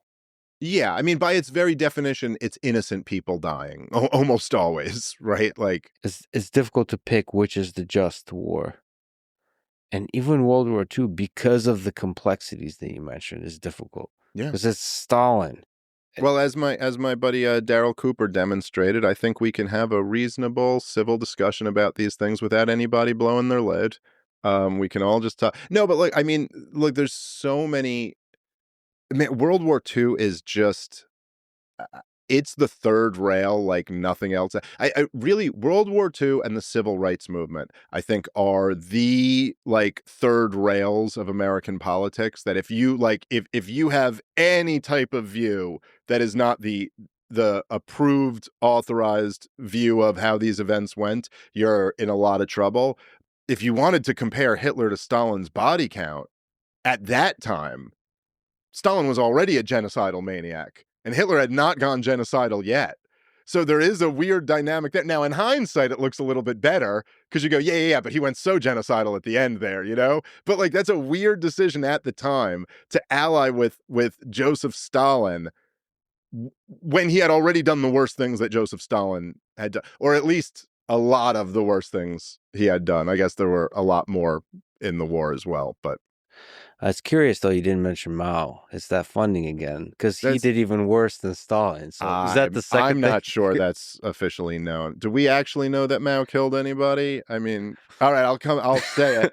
Here we go. I'm going to blow my funding. Bad guy, that Mao Zedong. Do not care for him. I think the Chinese government officially says they have like an actual percentage that he was 70% correct. Is that true? They actually broke it down to that 70%. But the 30% was being the worst mass murderer in human history. That's such a communist thing to do. Yeah, we measured it. We measured it and scientific. Perfectly scientifically figured it out.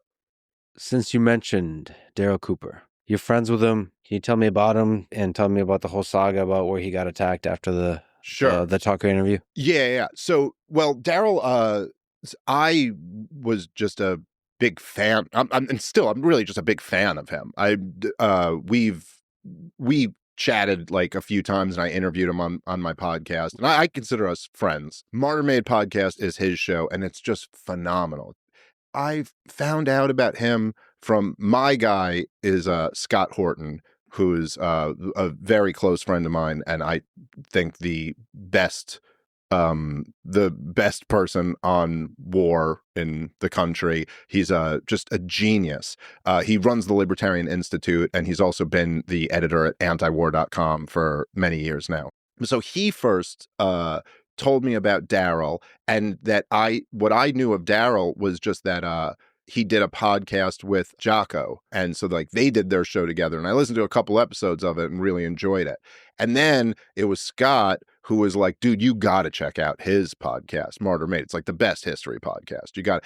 And I ended up listening to his, the first thing I listened to of his was the Fear and Loathing in the New Jerusalem.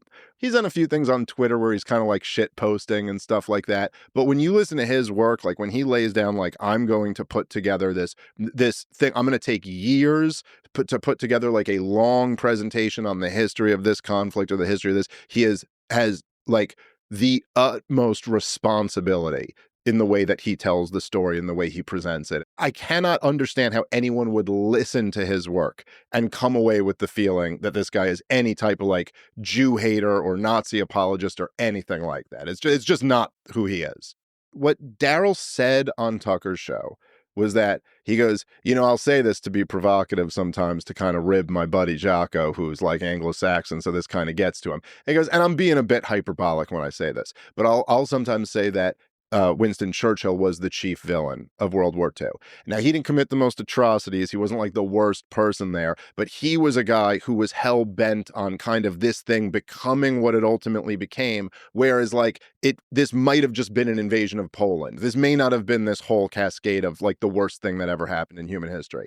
Now, the retelling of that is always people go, he said Churchill was the chief villain of the war, but it's like, no, not exactly. Like you know what I mean? What he's making a point, and I think he's putting out right now a long series on World War II. He just put the prologue to it out, which was excellent, by the way. And I really just have, listen, if after it's out, maybe I'll come back and regret saying this, but I don't think I will. I really have like trust that Darryl will handle this like responsibly, and in fact, I think that he might be. And not because he's like involved at like this is his angle or what he's attempting to do. I think just that he's going to tell the truth and the truth will take you where it takes you. I think he's actually going to probably serve a function of bringing a lot of those types kind of back to reality and bringing them back to being like if you think he's going to be excusing the atrocities of the Nazis in this thing, I don't think you're going to be happy with the end product if that's what you are coming into it for. Okay. One thing I want to say is I think calling Darryl a Nazi and Nazi sympathizer is just wrong, and it does a lot of damage. I think he has a lot of value to his podcast. I think there's several things to sort of make very clear. I think he's a really interesting guy. I'm sure I'll talk to him in the future, but I just want to lay on the table that I think what he's saying about Churchill is just dead wrong. I think legitimately that statement, removing the trolling from it, is a revisionist history statement that I think is wrong. The invasion of the Soviet Union would have happened no matter what. And possibly, which I'm actually learning a lot more, Stalin could have gone the other way as well. That was going to be a global war, no matter what. The role of Churchill, we can debate. And I still don't think he was a main instigator of that expansion there. There's a lot of historical documentation of that. Well, look, that's a fair debate to have, and it'd be interesting to see you two kind of talk about that. Or maybe not even debate it, but just like have a conversation about that. Well, I think the broader point you're making is there's just a lot of trivialization of the World War II that happens in the West, in the United States especially, and that's used by neocons, by warmongers to sort of... I constantly... I mean, I don't think... I've done a bunch of like Israel-Palestine debates. I don't think I've ever done one where World War II wasn't invoked.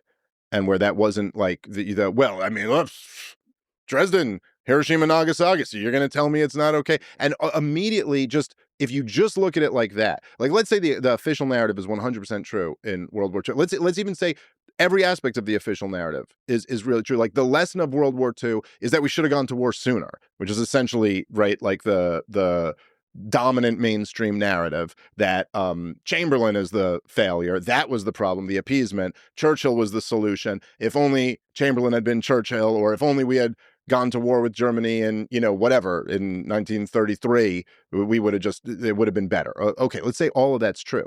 It still doesn't follow from that therefore in every situation, appeasement is wrong and aggression is good. It doesn't follow from that that's the only lesson of history, and that now it's just okay to slaughter civilians. Like it's okay to go to total war against a civilian population because this one time it was necessary. Like and the idea that Bobby Kennedy said this to me, again, somebody who I really do love and admire in many ways, and I'm glad he's the health secretary. But I remember him saying this, invoking the Nazis and making a comparison between Hamas and the Nazis. And you're like, dude, Hamas doesn't even control Gaza, really.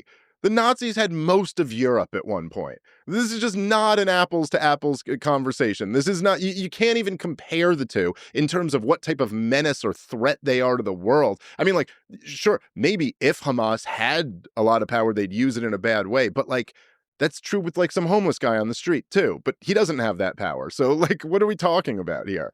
And so I do think that the way the World War II narrative is weaponized has been, even if World War II itself was necessary and just, the way that that's been weaponized over the years has led to just like countless catastrophes. And like, it's always, it's not just like, I mean, I guess it's just, in some ways there might be something positive about the fact that everybody's always called Hitler if they're bad. You know what I mean? But because we make Hitler the face of what is evil eternally or something. He really does play the role of the devil in our society in a strange way. But there is like,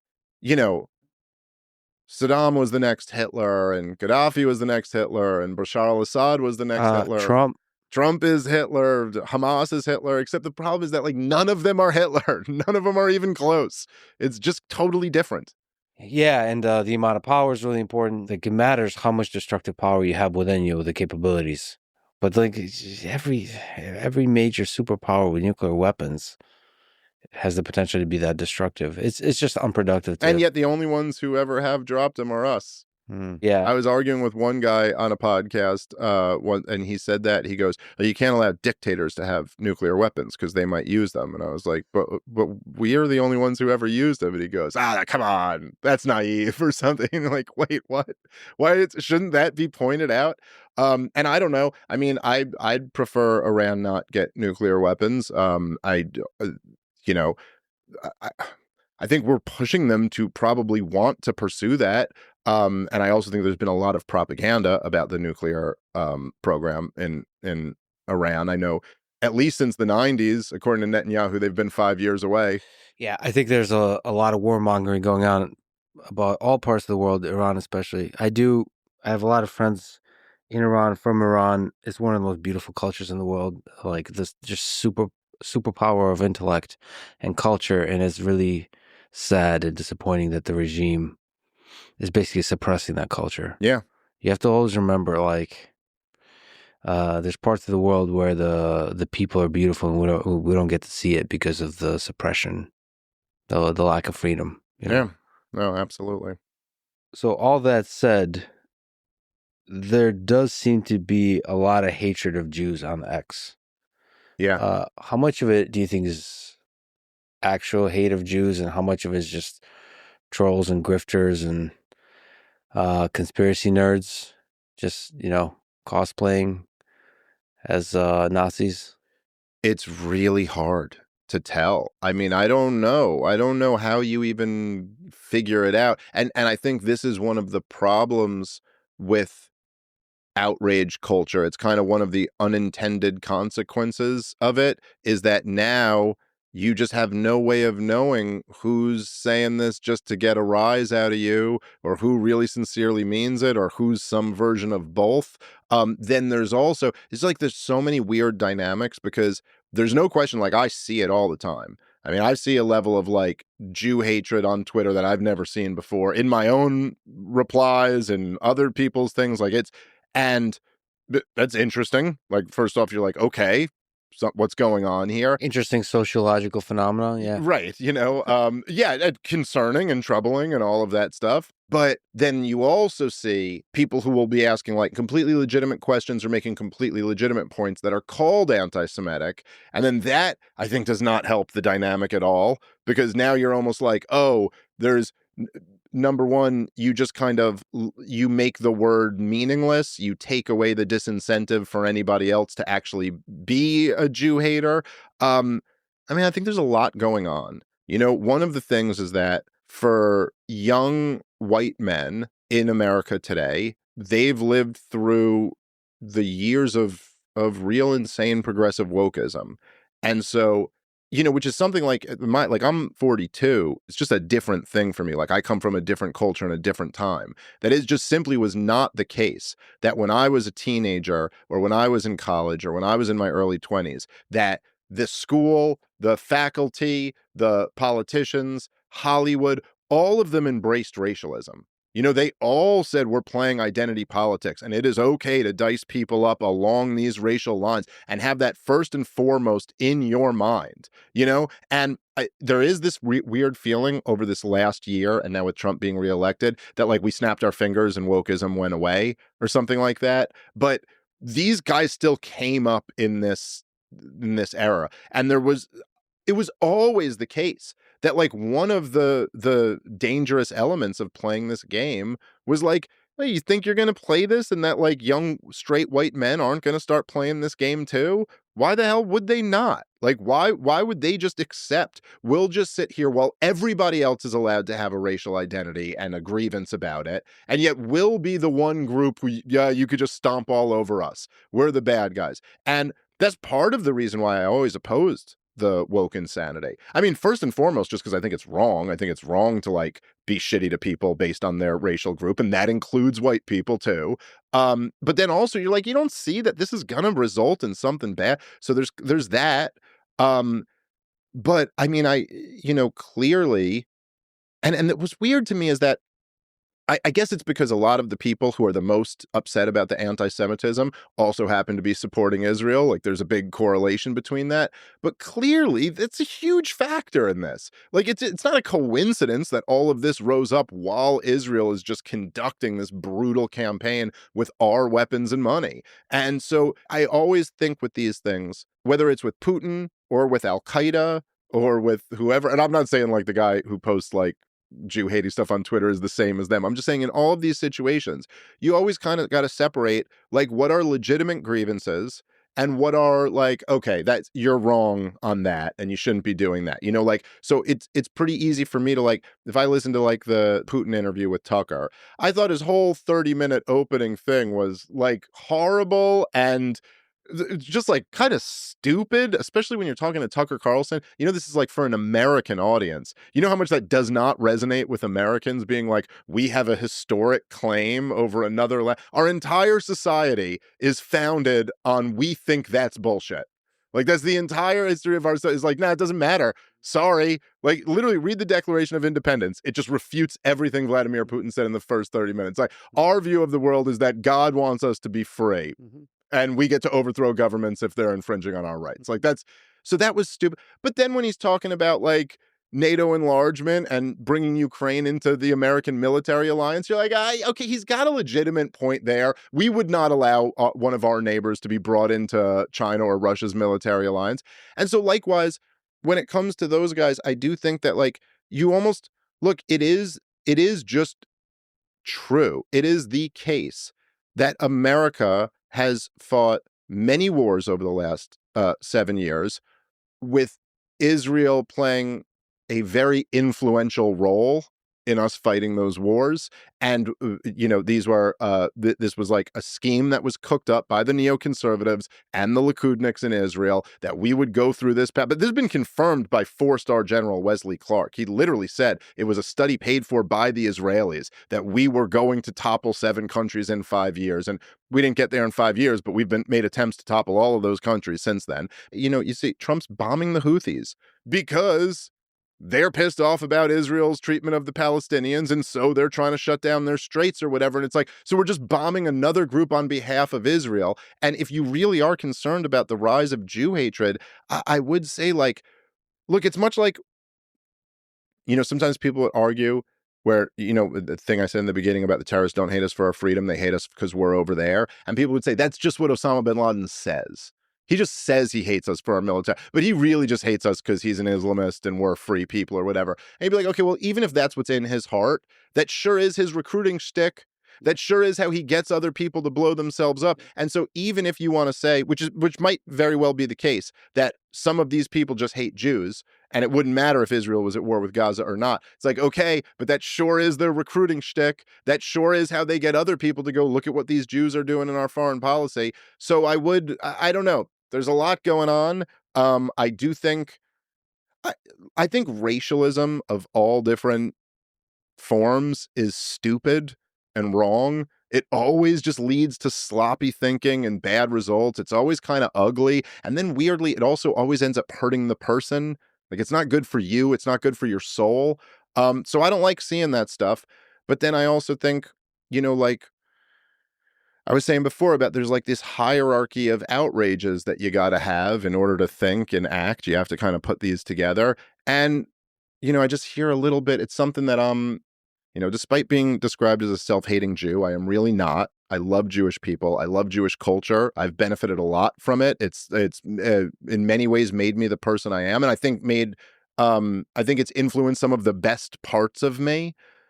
But there is like a whininess and a hysteria about this stuff that I think is just like not healthy. I think it's not good. I've told many Jewish friends and family this privately, but it's like the way I look at it is like, I'm an American.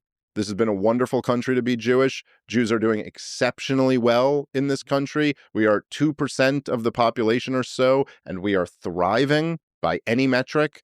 And if mean stuff on Twitter is our great burden to bear, I don't think we should be talking about it like we're in the middle of Nazi Germany or something like that. So I do think people get hysterical about it. In a way that's completely not productive. But to me, I think of the Jew-hating nerds and trolls on Twitter as just the other side of the woke leftists. I kind of get that, yeah. It's almost like a response, like you were saying. It's just that the woke weren't censored, and the response to the woke was censored. And now that on X, they're less censored or not censored, you just get to see it. And they're both annoying.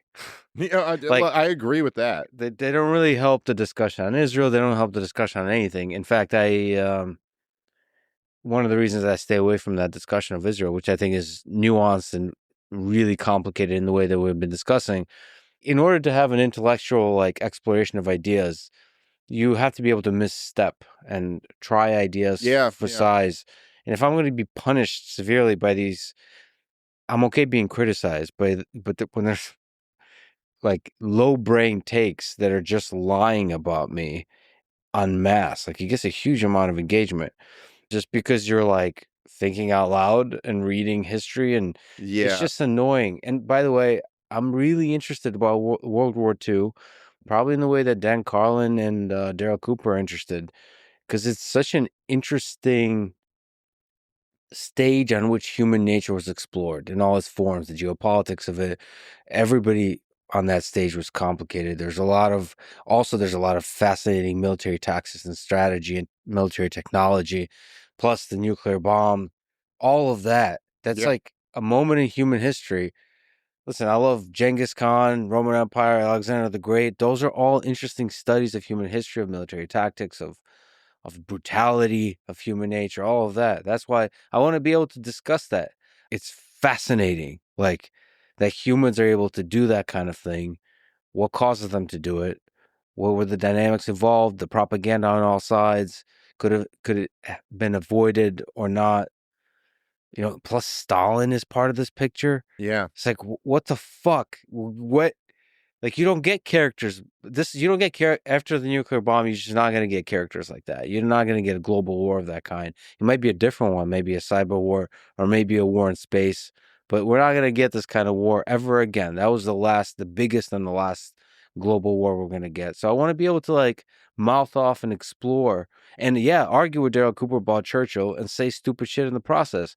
And Darryl says stupid shit in the process too. And together come up to so anyway, the trolls on the left and the right just make everything worse, and it's annoying. No, I agree with that, and I'm sure I'm sure I'm not without my own bias in this, because but from my own self-interested perspective, I'm not saying this is the main reason to be annoyed with them or anything like that, but what I personally get is all types of self-hating Jew, Nazi apologists, all this, literally just because I criticize the way Israel's conducting this war. So I think that's insane. But then I also feel and I'm not, listen, I want to be clear and disclaim this. I'm not saying this is the worst thing about people who are Jew haters on Twitter, but just from a personal perspective, I'm like, guys, you are not helping me, man.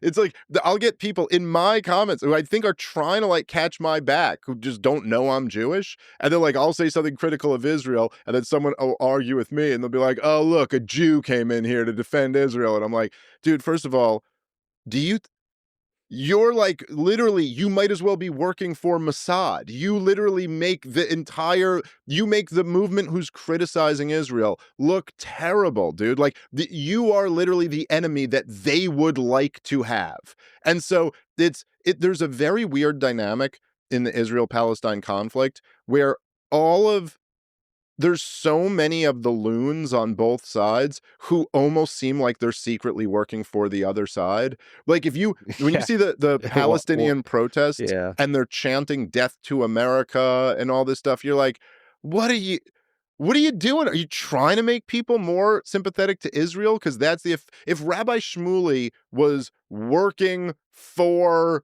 Adolf Hitler or something like that, it would all make perfect sense. You were like, oh, I get it. You sent this guy out to make everyone hate Jewish people. And then, like, there's just a very, and then with the Jew hating post too, it's just, yeah, it just feeds right into the opposition side of how to caricature.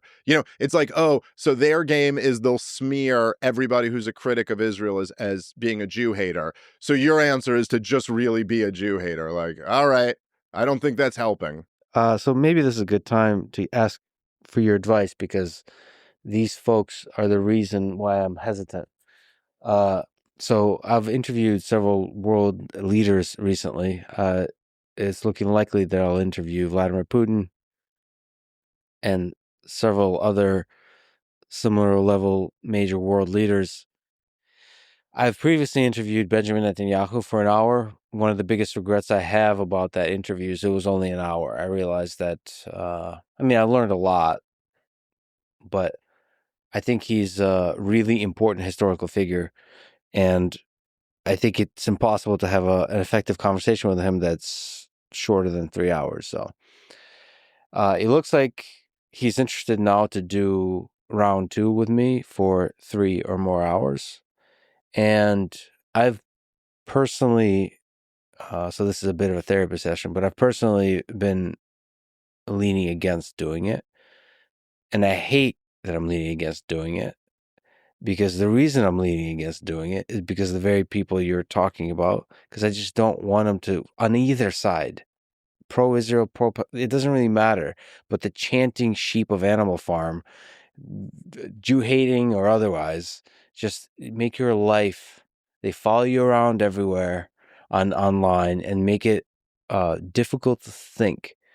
I think whenever I come across these crowds, the woke left, or the whatever you call the Jew haters, the woke right, let's call them, they just like decrease the quality of my thoughts for the rest of the day. Like, I know feel what you mean. dumber. It's like Rogan talks about when he hears a bad comedian, he feels like nothing is funny anymore.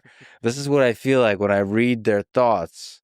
It's like, I'm going to go read a book now because I need to like recover my It's brain. a dangerous kind of poison to let in your mind, because then you're like, it's like, hey, I can't be thinking about you when I'm doing what I want to do. Like, I can't be thinking about what your reaction to this is going to be. The way I always thought about it was like, when I'd get like, hate online, which I'm, always get, it's always just kind of like, I look at it like this. Like, I got a great family and a great career, and I really love what I do. I make really good money at what I do, and I do shows all the time. I get crowds of people who love what I do. I get a lot of people who listen to my podcast who love what I do. And it's like, so if I get all that, and then the price that comes along with it is there's some people who talk shit online. It's like, that's a very good price to pay for all of this. Like, it's just, and I just kind of made a decision at a certain point that it's like, I'm just going to accept that that's the price of business here. That's what it costs. And then, okay, fine. And then sometimes I try to have fun with it or mock them or whatever, or to go back. But to me, now again, I can never tell you what to do, because it's a very personal price that you have to pay. And it's a very weird psychological dynamic. I mean, it's almost something like that we were not evolved to deal with, and is very artificial. And it's very, like, if there's a group of like thousands of people who hate your your guts and are furious at you, we're almost like hardwired to be like, well, I'm gonna be killed now. Like that's the next thing that happens. You're not supposed to get to know what just someone in Arkansas thinks about you right now, you know? But so that's a very personal like decision to make. But I kind of feel like guys like me and you have already made the decision that we're in the arena and we're going to deal with that price. And so I just, from my perspective, I'm like, yeah, but how could you turn down getting 3 hours with Netanyahu? Like that would just be so interesting. And I'm not even saying, like I hate the guy, but I'm not saying you should interview him like you hate the guy, or I'm not saying you even have to like grill it, but just if you get 3 hours with somebody, something interesting is going to be revealed there. There'll be a benefit to that. It'll be interesting to just see him talk that way. There's also something about, as we kind of saw with Trump doing the podcasts and even with JD Vance doing some of the podcasts, there is something really interesting about this format, the long form podcast, where it just gets people to let down their guard and reveal themselves a little bit more. Like it's not just the time factor. Like that's a big one. It's a huge, huge one. But it's like, there's something about like, if me and you were just like, we were having this conversation right now, but in back of us was like a cable news, background of red and blue and sparks and a ticker at the bottom of the show. And then you just start interviewing someone. It's just a different thing. Whereas this, you just kind of like fall into conversation mode. And I'd be interested to see him fall into that. Putin too. Like I just think it's great. First of all, thank you for the encouragement. But to push back on the complexity of it a little bit, I think everything you said about your life is also true about my life, except family. I want to have a family. You son of a bitch, you bragging. On the podcast side, I could have a lot of incredible conversations. Some of my favorite is talking to programmers or video game designers, or to you about Netanyahu, versus talking to a world leader is a very specific thing, and people don't understand that. For example, you and I can mouth off. We can be super supportive of Netanyahu, super critical in a way that you can't do in front of the guy. Yeah, you can't. That's true. You have if you want to reveal something about that person, there's a different skill involved there in order to reveal how they think, who they are as a human being. You have to, just like we said with Darryl Cooper, you have to humanize the person to a degree in order to let their mind flourish in front of you, in order for them to let down the barriers that they've put up. And Benjamin Netanyahu's put up a lot of barriers. Internally in Israel, he gets attacked insanely. There's a Game of Thrones constantly going on, and this guy has maintained power for a very long time, so he's very good at putting up those barriers. Plus, globally gets attacked a lot. So the task there is difficult. And so each one is a puzzle, and you have to make a decision. Do you want to take this on as a project, which might become a lifelong project because of the consequences? And you don't need to. There's a calculation there. I'm not saying it's not so like self-evident that there is a correct and incorrect answer. And I do think that we've probably all had things like certain type of ventures in life where you're like, all right, no, I don't want to do that. But then you have to have a moment and be like, well, why is it you don't want it? Oh, is it just because it's going to be a lot of work? Is it just because you're scared of it? Is it just because this? And those typically are not good reasons to not do something. Like, you know what I mean? And then now there is a reasonable, I think, point that you made in there where it's like, when it is a different game to interview a world leader. That is a very different thing. Like talking to some comedian about his thoughts on all this stuff is a very different thing than talking to a world leader, and especially one who's conducting a brutal war as you're talking to them. Like and I don't know exactly what the way to navigate that is. I agree with you. It's not just to be like hostile and be like, I've got you here for 3 hours, I'm gonna grill the shit. It's like, probably not the best way to do it. There's probably to like have a conversation, to talk to the guy, probably try to get some important questions in, but also give him a chance to breathe and be a person. I just, from my perspective, but again, it's a very personal thing. For me, I just do think that I'm going, I hope you do it, because I'd love to see that podcast. Okay, well, see, this is why it's part of the reason I asked you is because I get a Dave Smith endorsement on the on There you go. so that When this if completely ruins, yeah, exactly. can... At least there's another guy who thought there's a chance it might be a good idea. Because I don't know, that's the cool thing about the things we do. You've been through a lot of battles. You walked into a lot of tough debates, and it's like you don't know. This could be the conversation that like ends you. I know. I'll say I think that's one of the things that I love about doing debates. And there is something about that where I do kind of feel this, like I'm a little bit of like an adrenaline junkie. I mean, not like really, I don't like skydive or do stuff like that, but like doing stand up is kind of like, Yeah. there's always something about that's like you're risking a lot by doing it. You're like, you feel alive, like not like the way you do when you first start, but there is something about that. And there's something about, well, first of all, I feel there's kind of two things. Like, number one, I feel like I'm obligated, and I wouldn't say this for you, but I think this is true for me. I think I'm obligated to do like at least several debates a year. And I think that if I'm going to go on shows like your show and Rogan's show and Tucker's show and Candace or whoever else, Patrick Bet David and Tim Pool, and I go on these big shows for long form things, and I'm sitting there and I'm being like, okay, it's like this, like, and I think it's like this and that. Then if I'm going to do that, I kind of have an obligation to like test myself against someone being like, no, it's not like that, and then like showing that I think I can stand up to these kind of challenges. So I feel like I'm kind of obligated, but then I do like, there is a feeling to it where you're like, hey man, like this is not, my career is not a joke. Like I got little kids. This is how I support them, and like, I am kind of taking my career in my hands every time I go do one of these debates. Like if I just get smoked and this guy just totally beats me up, it's like, I don't know. How's anyone going to look at me again after that? You'd be like, oh, you acted like you had such a good point, and then this guy just totally destroyed your point.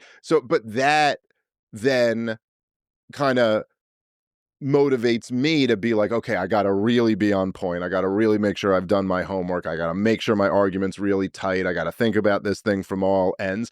And then on the other level, it's like, if someone can do that to me, then kind of that's the way the movie's supposed to end. Like if there is some hole in my argument that I'm just not thinking of, and then someone else can point it out to me and I got no response to it, then I kind of deserve to be humiliated publicly for that. So, all right. I don't know. It's kind of exciting in a way. Because the movie ends at some point. Well, that's true. Unless you and your genius friends can figure out how to, give us eternal life or something. I don't think I want to live. I don't think I want to live forever. I think flirting with that idea too much is dangerous. This kind of transhumanism kind of idea. Yeah, it's not a good way of thinking. Of course, I do want to heal diseases and extend human life, especially high quality of human life. But yeah, if we could be in like much better shape and much healthier and like extend life by a few decades, I think that would be great. But I agree with you. I think there's supposed to be an expiration date on it. I think there's something about like scarcity being a necessary component in a lot of different fields. You know what I mean? Where it's like the life itself having a finite amount of time on it, I think makes it more precious. Yeah, at the individual level and then at the societal level, it just does seem like death is the way you get new ideas. It's like people kind of solidify their ideas and are unwilling to change their mind. And the only way you get new ideas... that's interesting. Right, the next generation has to take them over, yeah. You have to keep churning. All right, speaking of the trolls and Israel, I got to ask you about this. Let's talk about Jeffrey Epstein. I recently got attacked because of a couple of conversations I had with Tim Dillon 3 and 4 years ago. I love Tim Dillon. He's hilarious. I love Tim too. I've known Tim for many years. Love that guy. Yeah. So I bring up Jeffrey Epstein often because there's a fascinating study of evil to me, whichever angle you take on it. And I think partially to talk shit, but showed some skepticism that he's connected to Mossad. So to me, there's three, and I've evolved on that since then. By the way, I'm not actually sure it's Mossad. It could be any intelligence agency. It could be CIA. But I was wondering if you could educate me. I did a little research on this last night. I looked into it a little more, and then I saw that you said he's definitely Mossad. Well, I don't know if I didn't say he was definitely Mossad. I don't know my exact. I mean, I made one kind of jokey post, as is the case with almost any intelligence operation. Look, I don't want to like poo-poo anybody's hopes here, because I guess like the JFK files just got released, and supposedly the rest of the Epstein files are coming out, and there's a lot of there's a major yearning right now to get to the end of the movie where we find out everything that happened, and that I think it's great that people have that desire, and I hope more and more does come out. I think the truth is that with any intelligence operations, we're probably never going to know all of the details of exactly what happened. The funny thing about intelligence agencies, and I've been regularly accused of being CIA, FSB, or Mossad, depending on the group that's attacking me. But I think it's a fascinating topic, and it's very difficult to know somebody's intelligence. But if you have any nuance, I want to discuss the nuances, then the comment is going to be that guy for sure is Mossad. Right. Yeah, if we're talking about Mossad or so on. But yeah, that's one of the things I didn't know, and I saw Alex Acosta said that basically mentioned that Epstein's intelligence. That to me is like, okay, that's a piece of evidence. That's a really valuable piece of evidence that he's intelligence. And that was very, not just intelligence, but Mossad. Because before that, I thought it might be CIA, because I kind of heard and I think it's quite possible that he was working with elements of both. I mean, as I think is often the case. I also think that's something that people get a little bit wrong, like when they think like, okay, this guy was CIA or this guy was Mossad. And then there's also, I think there's the possibility that there are rogue elements within those organizations. Like this is not necessarily coming from the director or what, I don't know. But you look at the guy, the way his career trajectory tracks is like completely unexplainable outside of being connected to intelligence. Like it's not just like the one or two people saying that he's intelligence. It's like, dude, the idea that you're just like, you have no experience and you're a teacher at Dalton, which is like this incredibly elite New York City private school, and then all of a sudden you're at Bear Stearns, and like within 2 years you've like made partner, and you're worth hundreds of millions of dollars, and nobody knows where you made your money from. This just doesn't happen. And then you're just inserted into this world with all of the most like highest level political leaders and cultural figures and stuff. But the thing that's amazing about the Jeffrey Epstein story is that it's like the level of evil and the level of corruption that it exposes, no matter what the answer is. Like, no matter what the answer is, you're gonna tell me that there was a pedophile ring in our country that involved, I mean, listen, dude, if you had said this shit before it came out, this would have been the wildest conspiracy theory. But a pedophile ring that involves the most powerful people in the United States of America and in the world to some degree, touching the royal family, the Clintons, like all these people, and that this was known and covered up and then allowed to continue. I mean, like, there's a blackmail operation that relies on raping American children. And like, if this is, whether it's CIA or Mossad doesn't make one less, it's equally horrible. But then there's like these elements where like, you're like, okay, so when he first got arrested, and then he was given a slap on the wrist, and then the prosecutor says, well, I was told by the intelligence community that he's intelligence and to go easy on him. It's like, oh, okay. And you didn't resign in disgust that day?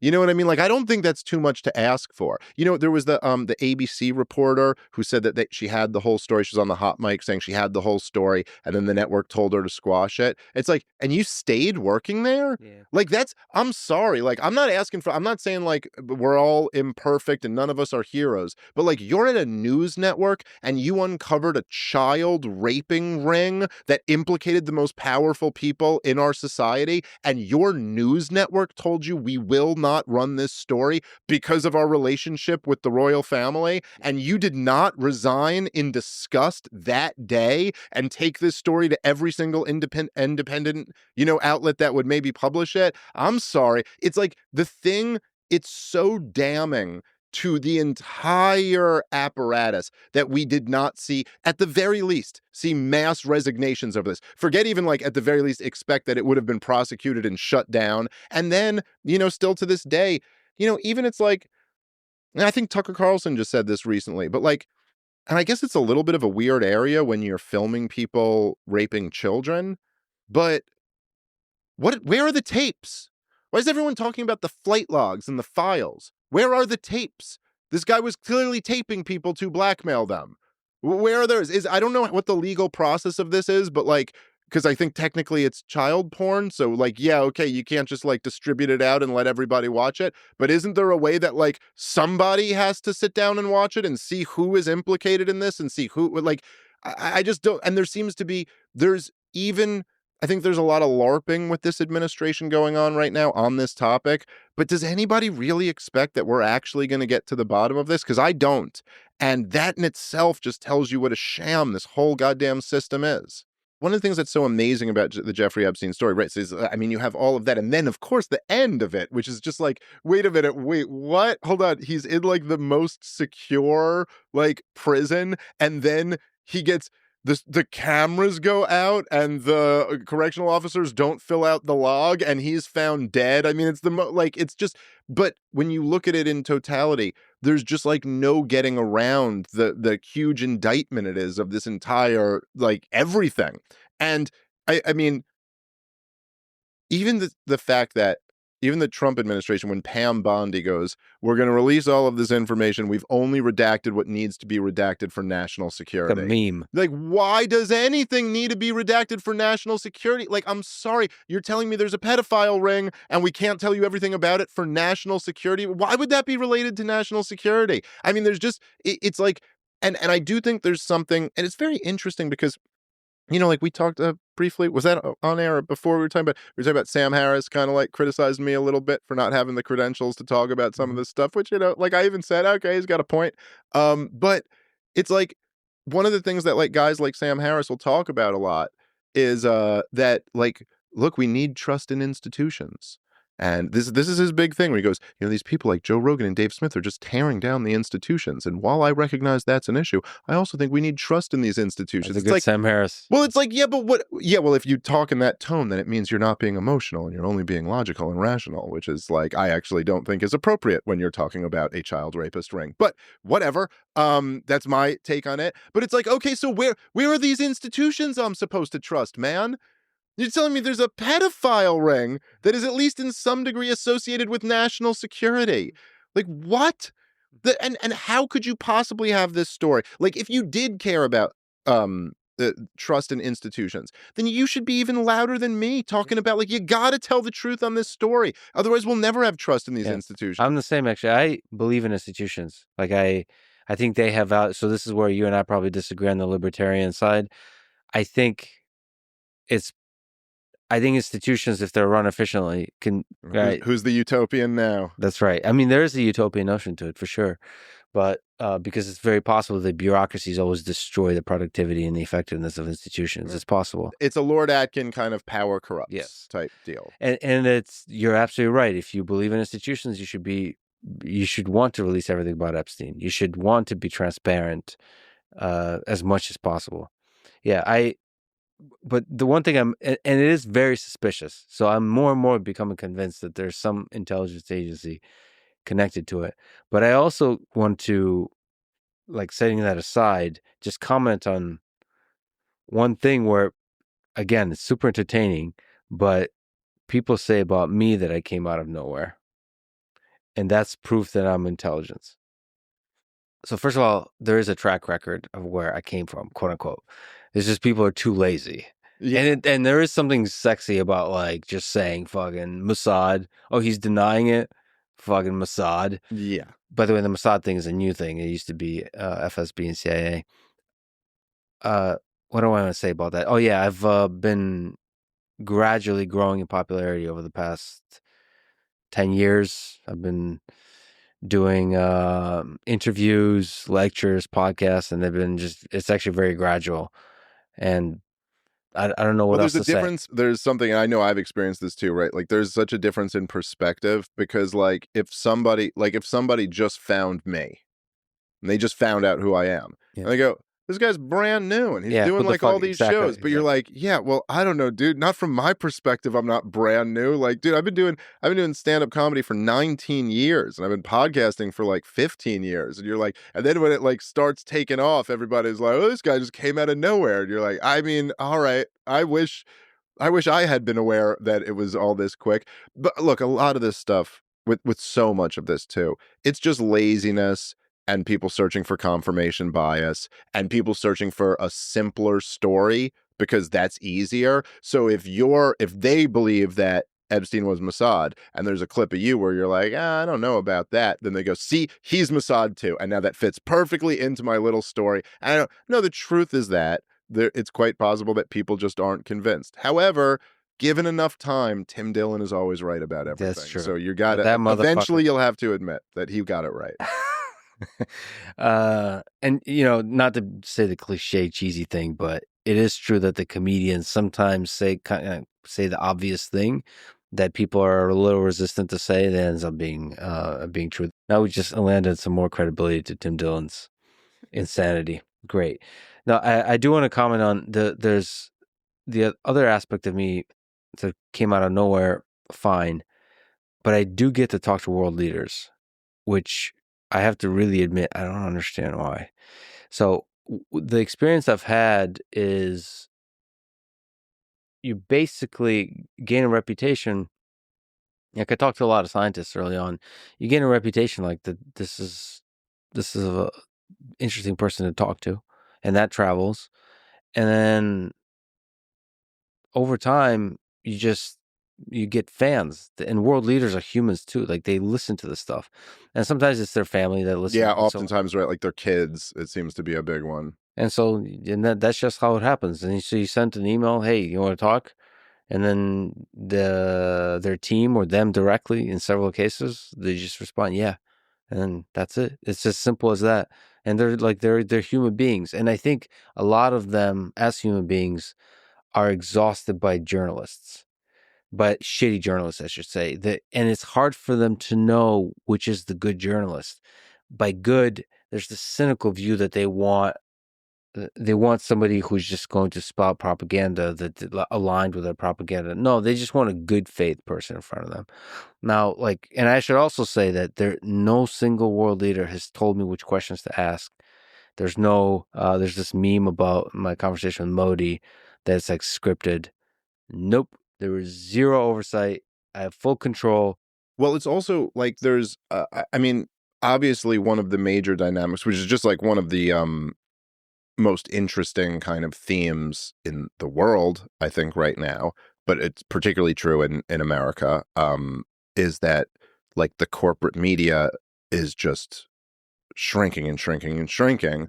And this, whatever this is, which is so weird that we still all call them podcasts, because Yeah. that's just not the right name for them at all. And none of us have had an iPod in quite a long Yeah. time. And like, I don't know, it's just such a, like the first thing person came up with it. It's a cast on an iPod. It's a podcast. And we all still use that term, even though but whatever these shows on the internet have the audience. And so that's a big factor, just that it's like, oh, this is where you can go to the audience. And then I would say, and I don't know exactly, like I have no idea, I should say, the motivations inside any individual's heads, but I would say, like in the case of Vladimir Putin, he is completely blacked out in American media. And to the point that even RT has been blocked out. They never play any of his speeches. They never allow you to hear, like, look, this is what this guy's perspective is. It's very interesting in the same way that they kind of all flipped out when Osama bin Laden's letter to America went viral on TikTok. And, then all the talks of banning TikTok increased and stuff.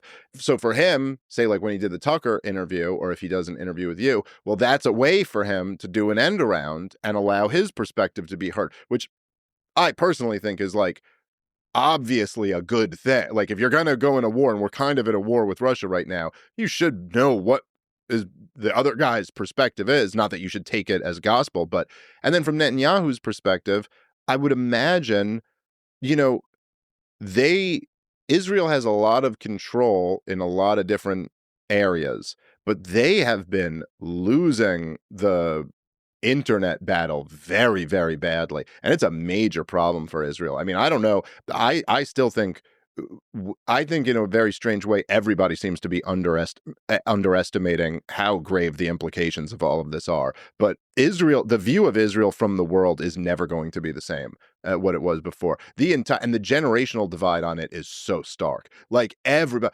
40 and under, who very quickly, the time goes by quickly. Pretty soon, that's, the 40 and over crowd gets aged out pretty quickly. And this is just it's never going to be the perception of Israel that my parents' generation had ever again because of this war. And, I'm sure to some degree, at least, Netanyahu is feels like he has to try to get his perspective into that internet conversation area.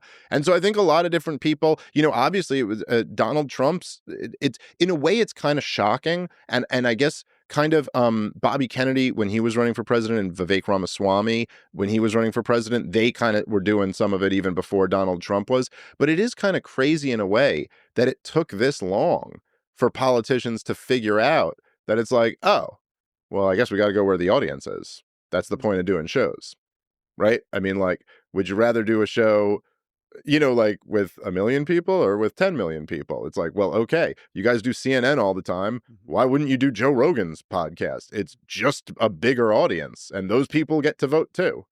You reminded me with Netanyahu that one of the goals I have with the podcast is to have the kind of conversation that a historian would find useful 20 years from now, which is tough to do because you're going to get punished for it. Because it's mostly I want to reveal as much information as possible without the signaling, you just want to know who was this person. Yeah, no, I think that's exactly right. And I think this was kind of what Darryl was saying. I think that the part of the awful thing of always using World War II as the next example for the next war is that it's almost like you're never, this is, they hate us for our freedom, or Vladimir Putin's just mad and he wants to reconstitute the Soviet Union. It's like they always insist that we can never treat our enemies as people and be like, this is a real person with real grievances. And even they might be a fanatic also. Like, I'm not saying they're not, but it's just like that there are these human qualities to it. And it's always whatever, even when they were going, before they did the, Obama and Hillary Clinton did the regime change war in Libya, it was all this propaganda. They're like, he's buying up Viagra to rape all the women and he's going to go genocide. This guy who had been in power for decades, you know what I mean? It hadn't done that. And it's just it's like the way you're supposed to think about war is almost like these people have been possessed by pure evil. They are monsters and there's no talking to them. There's no dealing with them. It's just simply this. But look, a good example, just this recent conflict with the Houthis, where you have the Houthis in Yemen, which Saudi Arabia invaded in 2015 with the full backing of the United States of America. And the Houthis maintained power for 8 years through that. They maintained power until the Saudis finally gave up.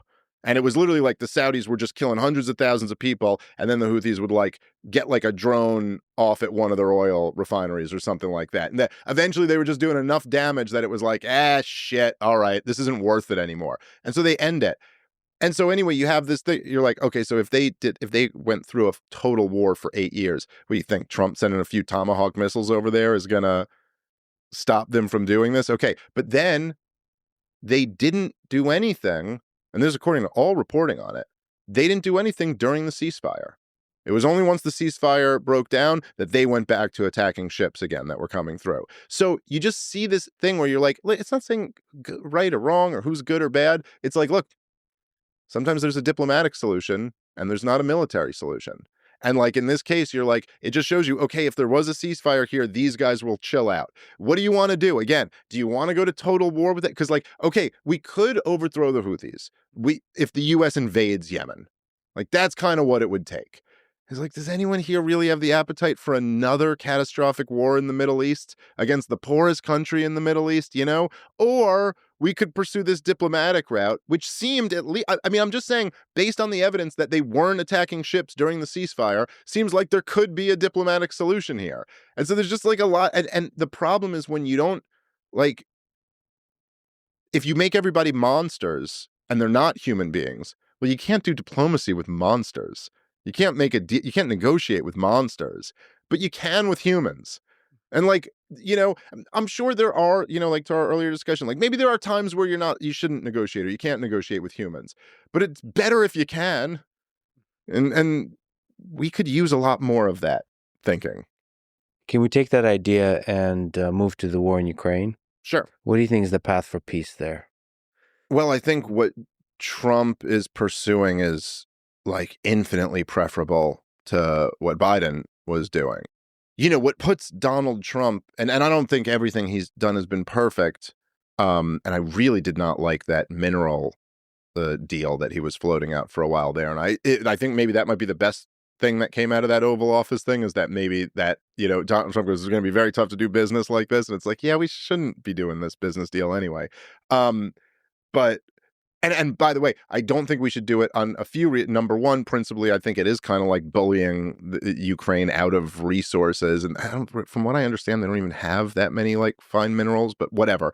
But it's also like, well, look, if he was selling it to Zelensky, that's kind of a security guarantee. Because like, hey, if we're in business, then if Putin messes with you, he's messing with us. But from my perspective, like, that's the whole point, is you don't want to get into the business of giving out security guarantees. I mean, this is why George Washington was against entangling alliances. Like, you give out war guarantees to too many places, you might have to fight a lot more wars than you otherwise would have fought. And also, like, we're in this weird position where America postures like they're so tough, but really when it comes down to it, we're not going to war in Ukraine. There's no political will here. Like, I'm sorry, try to convince the American people we should send our boys to get, like, I understand you're from the region, but like, for you, or you have roots from there, but like, to the average American, the idea of going to war over whether Luhansk is ruled by Kiev or Moscow is just, they don't even know what Luhansk is. And if they met someone from there, would probably just assume they were Russian. You know what I mean? Like, and they might be, but whatever. I think the first step to a path to peace is that you have to want to get a path to peace. So I think Trump's doing a good job in that. Do you think all three sides want peace, from what you understand? Obviously, Trump legitimately, fully, with an urgency, wants peace. I think for sure Trump wants peace.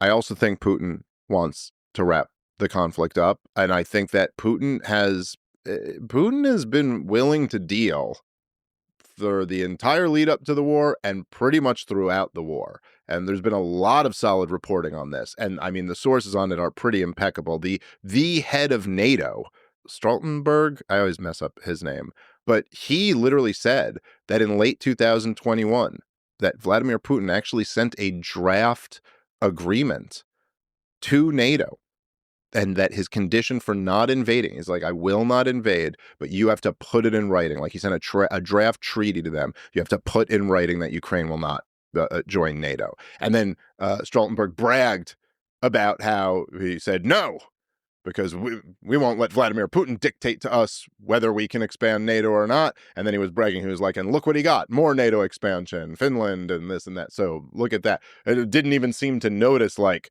that, wait a minute, you're admitting that you could have just promised not to bring Ukraine into NATO and saved hundreds of thousands of lives. Seems like it would have been a much better deal. It's going to be a much better deal than what Ukraine will ultimately end up getting.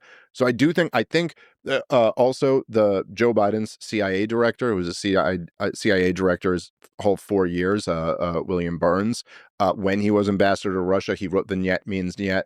And in the memo, and again, this was dumped by Julian Assange, this wasn't for the public. This was just him writing to Condoleezza Rice to tell the Secretary of State his assessment. And he said that his exact words were, a decision Russia does not want to have to make.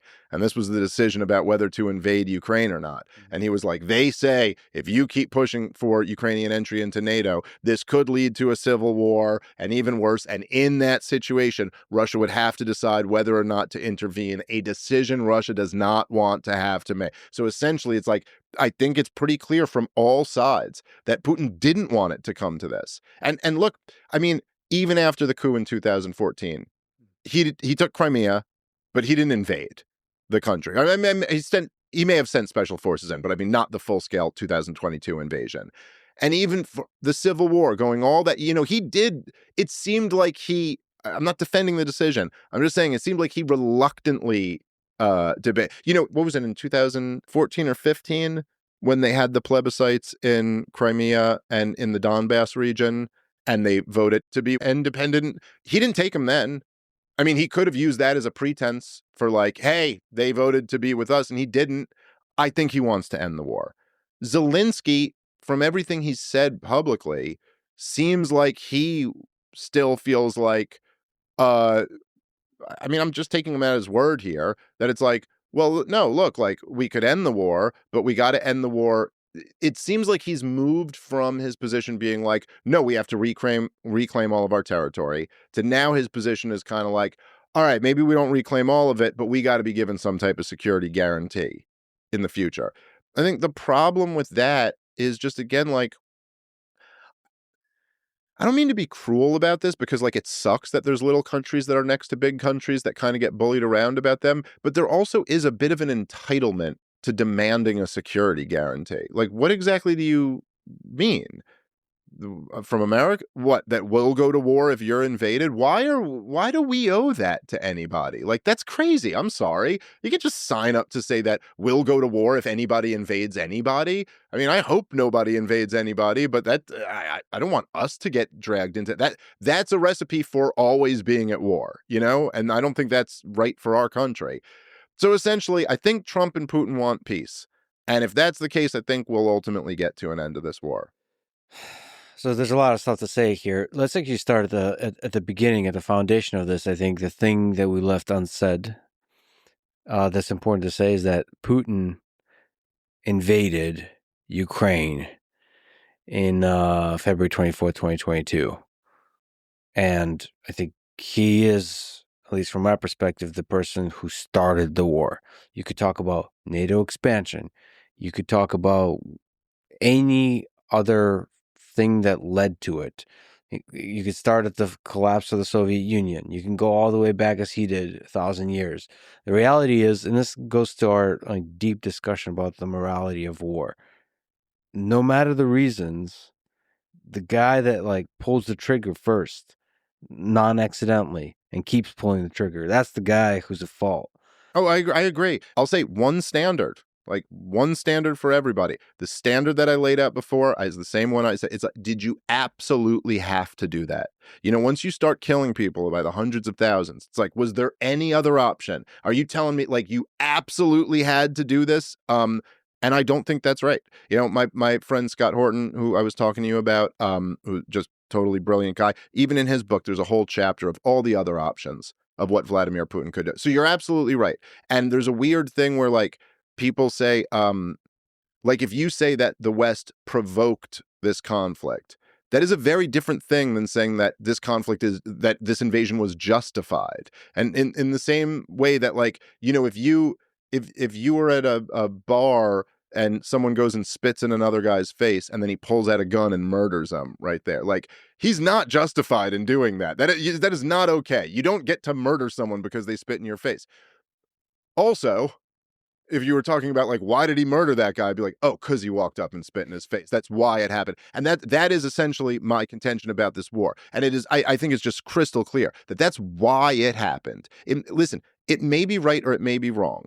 But if China or Russia ever backed a street putsch to overthrow the democratically elected government in Mexico and then install a pro-Chinese or a pro-Russian government and then started pumping arms into that conflict and then kept floating out the idea that they were going to bring them into their military alliance, DC would simply not allow that.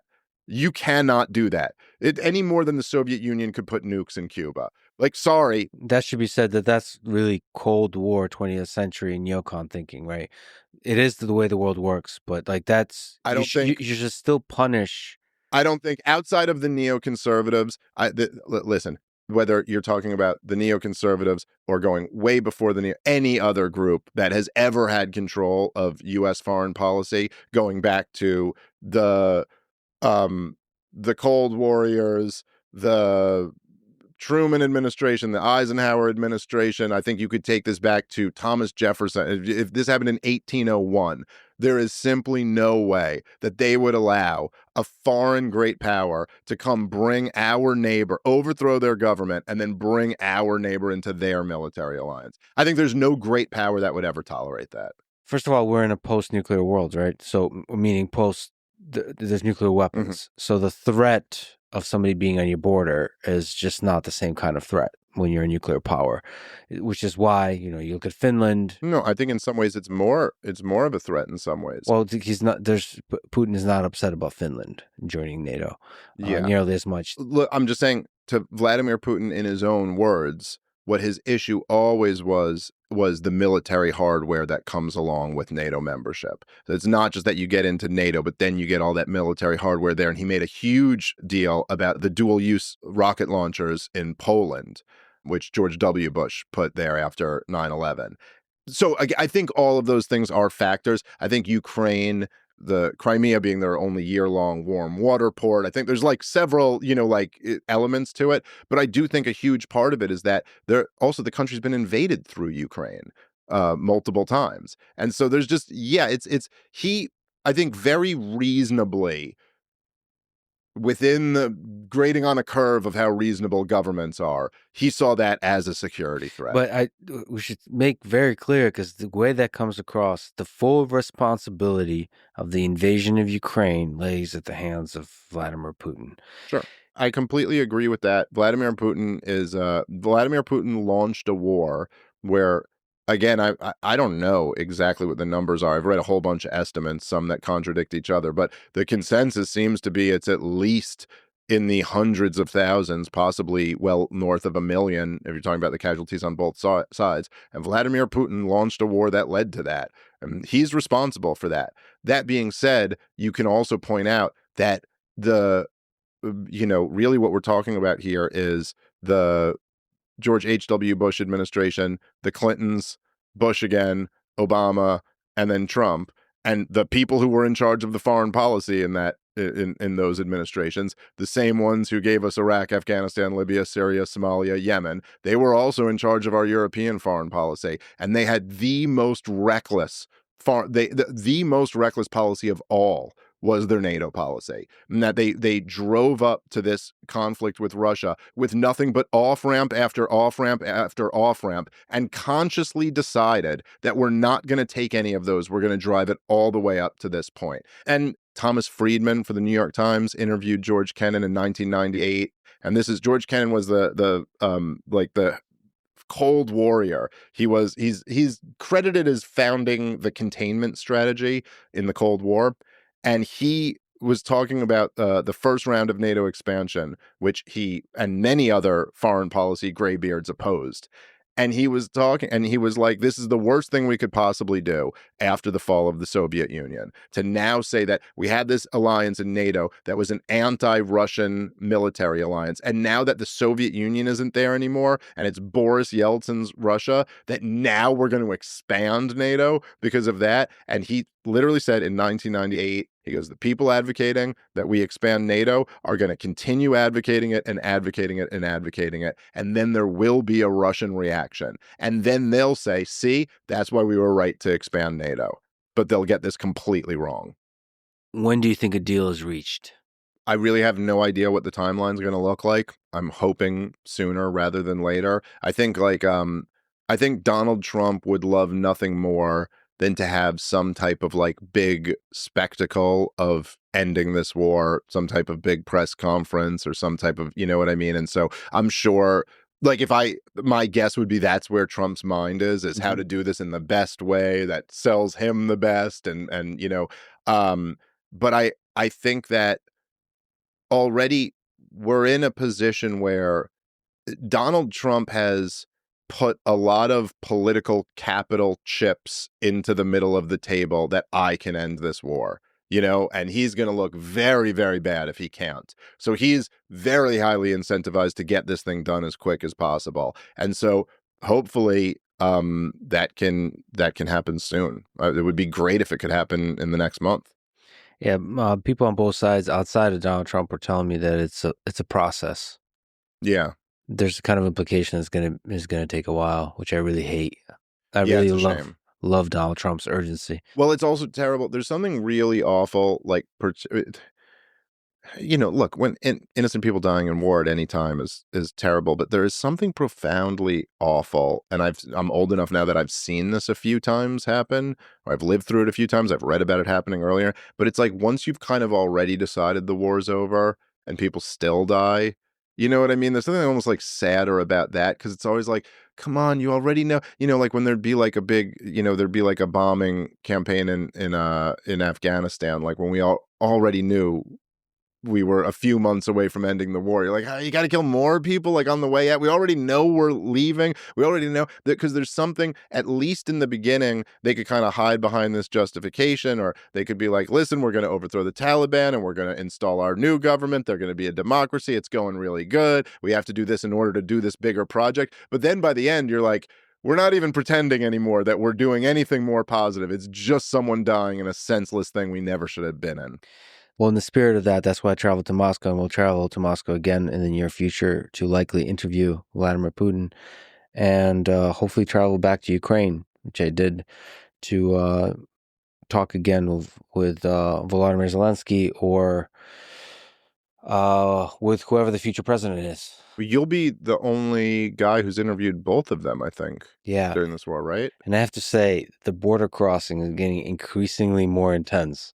Like, yeah, I went to Canada last week and I didn't care for that, so I'm sure. Primarily, it's the nations of war, as it was in Ukraine, and it's dangerous to do both. It's also like I think something that's a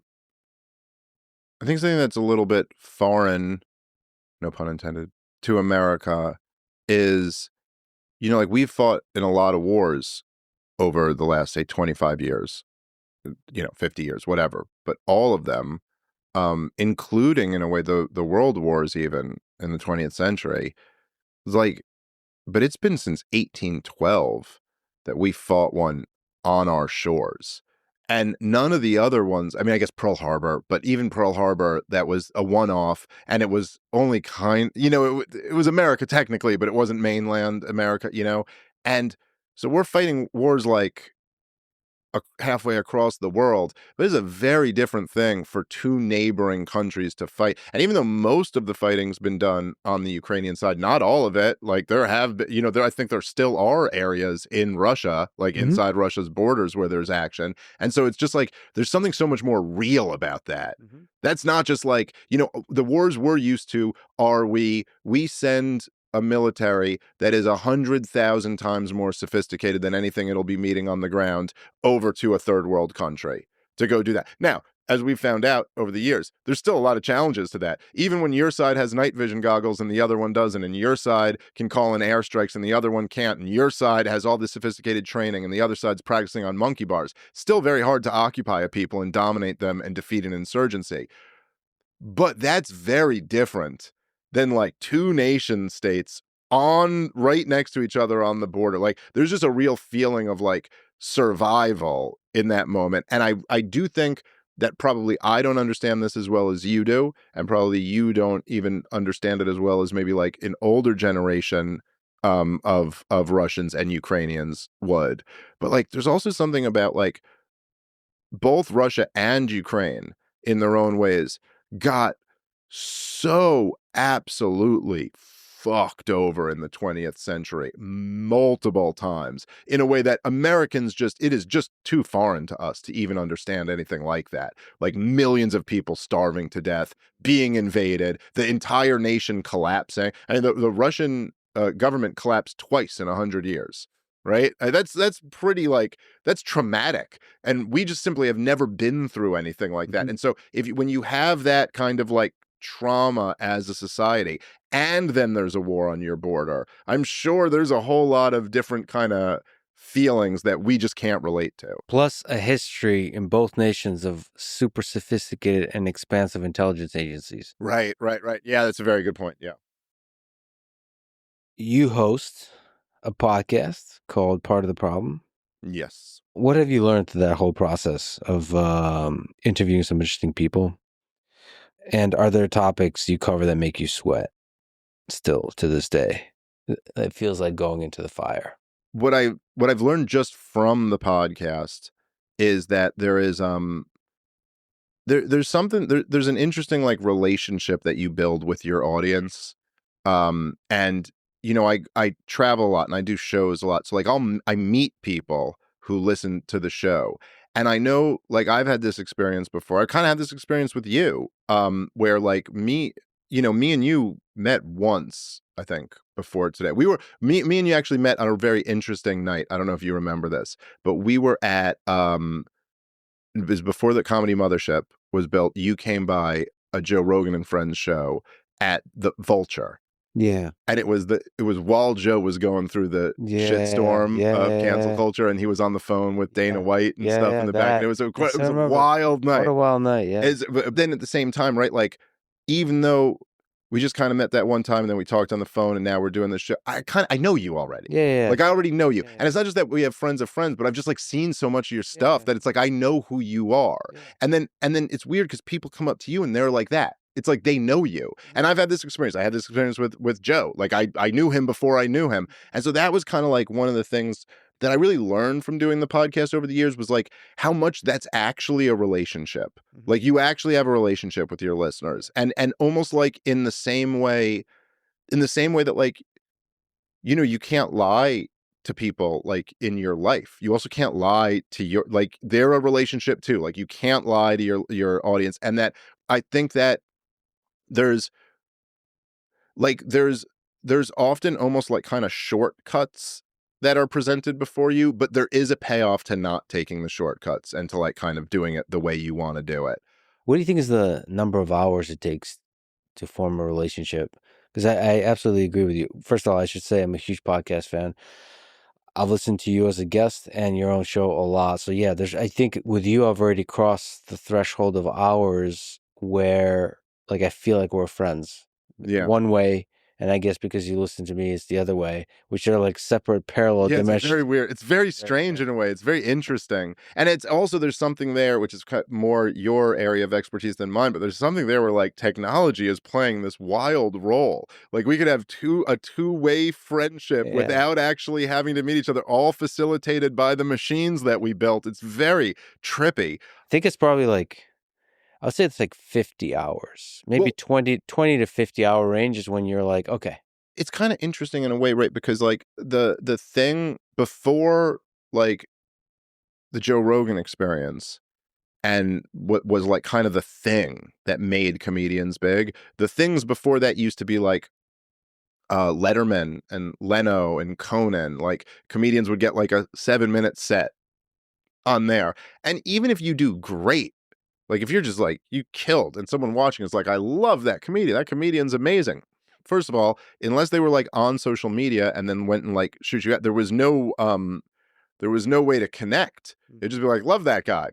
Anyway, back to my life. And then maybe you'll remember him. And maybe when he's coming to town, you'd see, oh, that same guy I saw in Conan is going to be at the local comedy club or something. Maybe. But then like Rogan became the main thing. And now they didn't just see you do 7 minutes of stand-up. They sat and listened to you for 3 hours. So let's just say, even off the 1 3-hour podcast, you come away knowing a lot more about that person. It's not like just a little taste. You know a lot about it. But I probably would put the threshold at 40 to 50 hours. Like if you've consumed 40 to 50 hours of somebody, especially when they're doing what we do on these shows where you're speaking very you're speaking in a very unguarded manner, even though like this is your show and you asked like a lot of questions, you don't know exactly where this is going to go. Then you're seeing what I say and then going, okay, well, let me ask something based off that. Let me make a point based off that. We're both kind of like unguarded. And when you consume somebody like that for like 40, 50 hours, you do see into their soul. I think there's no way to avoid that. And also, I would say if they're not letting you see into their soul, you'll notice that. Yep. And you know that about them. This is a guarded person. This was ultimately Kamala Harris's issue, right? Mm-hmm. And this is why she was probably, correct not to do Rogan. Even though everyone looks back at that and says like, no, this was the big disaster of her campaign. It's like, I don't know, she was so guarded in every single interview that she ever did. Yeah. She was always constantly not trying to let you see who she really was. And if she was going to try that on Rogan, that would have been so apparent to everybody involved. So you've had a lot of intense conversations on Jerry. What do you appreciate most about Joe as a human being, as a conversation partner? I can't overstate how much I love Joe and how much I admire him. Not as much as Ron Paul. Just let's be clear. There's like a hierarchy here. Is Ron? He's close, wow. man. Holy shit. They're both like there's like very few. That means a lot coming from you. There's Ron Paul and Joe Rogan those are like my generals. And I'm a soldier. And those are my guys. Like if Joe Rogan pointed to some guy and said, you gotta go fight that guy right now, I'd be like, all right, I gotta go fight that guy, or what, Ron Paul too. I just think it's both very personally for me, like Ron Paul like introduced me to like a set of ideas that like changed my life, and I'm just enormously grateful for that. Joe Rogan was like, I was a huge Joe Rogan fan before the Joe Rogan Experience. Like, I'm an old school Joe Rogan head. I used to go on joerogan.net when websites used to end before with that. Jerry, before like whatever it before is, everything. 2003. I remember, I was a fan of his before he confronted Carlos Mencia. And the day he confronted Carlos Mencia, I watched the video on his website and was like, oh shit, Joe Rogan called him out, dude. This is the craziest thing ever. And then when I was a fan that like, when he started the podcast, I remember going, this is going to be big because he's going to be so good at this because he's got so much interesting shit to say. And I didn't realize it was going to be quite what it became, but I did think like, oh, this is going to be an awesome thing. And then, so there's like that. So like, I always really admired him and I was always a huge fan of his. And then he literally, not only did he like change my life, but he changed like all of my friends' lives. Like, it's like a very weird situation. Like, he's the Santa Claus of my world. Like, he's literally just, and there was something like, I don't know, man. He's just a very like genuine person. And I think he really derives a lot of pleasure out of the fact that he gets to help the people who he sees as like the good guys, like the guys worth helping. And I just think that's like such an unbelievable thing. The first time Rogan had me on his podcast was, I believe, in 2016. And I had like, I might have had like 5,000 followers or something like that. Like, I was completely unknown. And like, it was like, I did nothing for him. It was just the fact that he heard me on Ari's show and he was like, oh, I like what this guy's got to say. I think this is cool. Like, let's talk about it. And, yeah, I mean, he's just like, he's just been such a great guy to me. And at every little angle, like everything, you open for him, he takes care of you better than anybody else does. You work his club pays better than anybody else does. He like just everything is always like, he's always great to the people who are around him. And, again, like it's just hard to again, I have a wife, I have 2 little kids. Like, he's put me in a situation where I can like provide a great life for them. And like, don't get me wrong. I mean, like, I did something with the opportunity. It's not like he just gave me, like, it's like he gave me the opportunity and I did something with it. But still, I mean, he didn't have to give me that opportunity. And I will go to my grave being enormously grateful for his friendship and his the platform that he's given me. And also just, he is like, and I try not to abuse this, but there's been like a few points like over the years where I was like, I really need advice on this.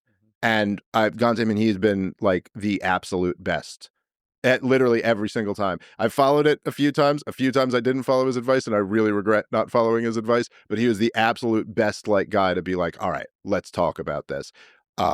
Which, and the last thing I'll say is that it was freaking crazy. Is that because he's like, got more shit going on than anybody else in the world and is still very interested to take time out to like discuss something that I'm asking him about, which is a really, really great quality. Yeah, always takes a phone call. Yeah, you're right about the advice. His advice is spot on, and it's often the ones for me personally. What's needed is like, he's been through so many fires, Yeah. that he's really good at like making you feel like don't fucking worry about it. Just like move on. It's the don't read the comments thing, but generally. Yeah, that's right. Yeah, just like fuck it. And he has that whole vibe, which kind of looks effortless, but I think when you look at it seriously, especially in contrast with journalists, there's a fearlessness there. 100%. Like Yeah. that not giving a fuck. I mean, he says it's like fuck because of fuck you money or any of that. I don't think so. I think it's more than that. It's more. I mean, I'm sure that's a component of it, but there's people who have that who still don't have this fearlessness. Most people who have money, a lot of money, are actually become more scared. Yeah. Because they like the comfort of just like normal life. Because when you're taking risks, you're gonna pay for it even if you have money, not just financially, just like it's gonna hurt, it's gonna disturb your life, it's gonna create turbulence. Yeah, the guy is fearless and follows just his genuine curiosity. It's like an inspiration to me, friendships aside, just inspiration of how great of a conversationalist he is. And he legitimately didn't give a fuck if he talks to any of the presidential candidates or not, if he'll just talk to friends. Just because he wants to. And there's no like clickbaitiness to it. There's no like giving a shit about views or likes or any of that. I mean, during the COVID stuff, man, I mean, he was like interviewing Dr. McCullough and who's the other one? Malone, Dr. Malone, and had Bobby Kennedy, all these people. Like at this time when it was like, so, and he's had it with me before too, like talking about Ukraine and Israel, like at the times when it's really white hot, you know what I mean? And like there's this huge penalty on not going along with the regime's talking points. And he's like it's really hard to overstate it. I mean, there used to be nothing like this. Mm-hmm. It used to be that if CNN and Fox News agreed, well, then that was it. That was the line now. And now we got the biggest show in the country will actually allow the other perspective on and allow people to like challenge the regime. I think it's been historic. I think also there are people that just are constant conspiracy theorists, which is fine also. But I sometimes feel that those lack genuineness. Yeah. They kind of put themselves in a bin where everything, like you question everything to a point where like, I don't know. I feel like you're not getting closer to the truth when you question everything. There is something that some people in the conspiracy world do, which is like they speak about something with certainty when they're really not certain about it. And it's like, it's fine to like ask questions and it's fine to speculate about things, but you also have to like, it's true in general in life. You got to be really careful about like presuming your conclusion and then working backward from there. And then sometimes when you have one, or like, it's a matter of being sloppy versus not being sloppy. Yeah. And like, sometimes people, like I remember for a long time back in the day in the 9/11 truth movement, there was this, one of the huge smoking guns that they would point to was that in the 90s, there was this one document, I'm blanking on the title of it, but it was from PNAC, the Project for a New American Century. Mm-hmm. And this was the think tank, or one of the think tanks of the neoconservatives. Like all the big neoconservatives were involved in PNAC, from Dick Cheney to Rumsfeld to Richard Pearl, David Wormser, all the big neocons. And there was this one document where they were like, you know, they're project for the new American century was how we're going to have hegemony for another 100 years. Now that we won the 20th century, how are we going to win the 21st century? And they were like, okay, well, here's what we want to do. We want to start multiple wars in the Middle East. And we want to like go like all the plans that they had. NATO expansion in Europe was a big part of it too. And then there was one line where they said, it's going to be tough to work up popular support for these multiple wars we want to fight in the Middle East, short of another Pearl Harbor style event. And the 9/11 truthers would point to this and go, see, clearly they did it. They did 9/11. They even say in their own words here that they want another Pearl Harbor event so they could do this. And it's like, well, look, that doesn't actually prove anything. I mean, it might just be the case that they were like, oh, we wouldn't get this without a Pearl. And then when 9/11 happened, they went, hey, we got our Pearl Harbor style event. And, you know, and even if you like that story of 9/11 was an inside job, you know, because it's kind of sexy and exciting and like, oh my God, what a crazy world we're living in if that's true. And I'm not even saying it's not true. I'm just saying if you're not sloppy and you're scrupulous, you go, that's not really evidence. it sounds like evidence. It's evidence-y, but it's not actually a piece of evidence because that doesn't in any way demonstrate that they actually were in on the thing. And there's just a lot of things like that. There's a lot of things. I even see because it's a very popular conspiracy theory online now that Israel did 9/11, and I'm like, I'm open. What do you got? What's the evidence? And they'll be like, well, did you see that Larry Silverstein took out a huge insurance policy on the World Trade Center? How did he know? And you're like, how did he know that the number one terrorist target in the world might need a big insurance policy on it? You realize that the same guys attempted to knock those towers down in 1993, right? And so there's just little things like that where, like, if you're being sloppy and you already really want this conclusion, I see where you could see these things as evidence. But if you're just being if you're critically thinking about them, it's not as strong a case as you think it is. And I like to, again, I'll speculate every now and again on things, but I like to take on something where I feel like I can prove this case. Like, I really have enough evidence that I think I can prove this. I think I can prove that the neocons didn't invade Iraq because they were worried about weapons of mass destruction, and they actually had this agenda for at least a decade before the war broke out. Like, there's strong, tangible evidence for that.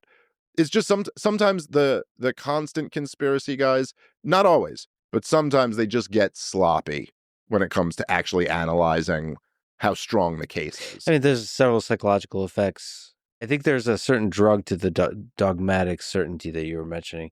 It really annoys me that there's something about human psychology, because I usually, when I say stuff, I usually show doubt and show the humility that I might not have the right answer. And I sometimes look at multiple perspectives, and that's seen as weakness and lack of intelligence often. It just sounds like, when I even listen back to people that do that kind of thing, that certainty sounds like intelligence to people. Like, if you say something with a lot of certainty, it sounds like this is a smart motherfucker. And I hate that about myself and about human psyche, that seems to be the case, because then the dumb dogmatists are going to be like the ones that are driving agenda.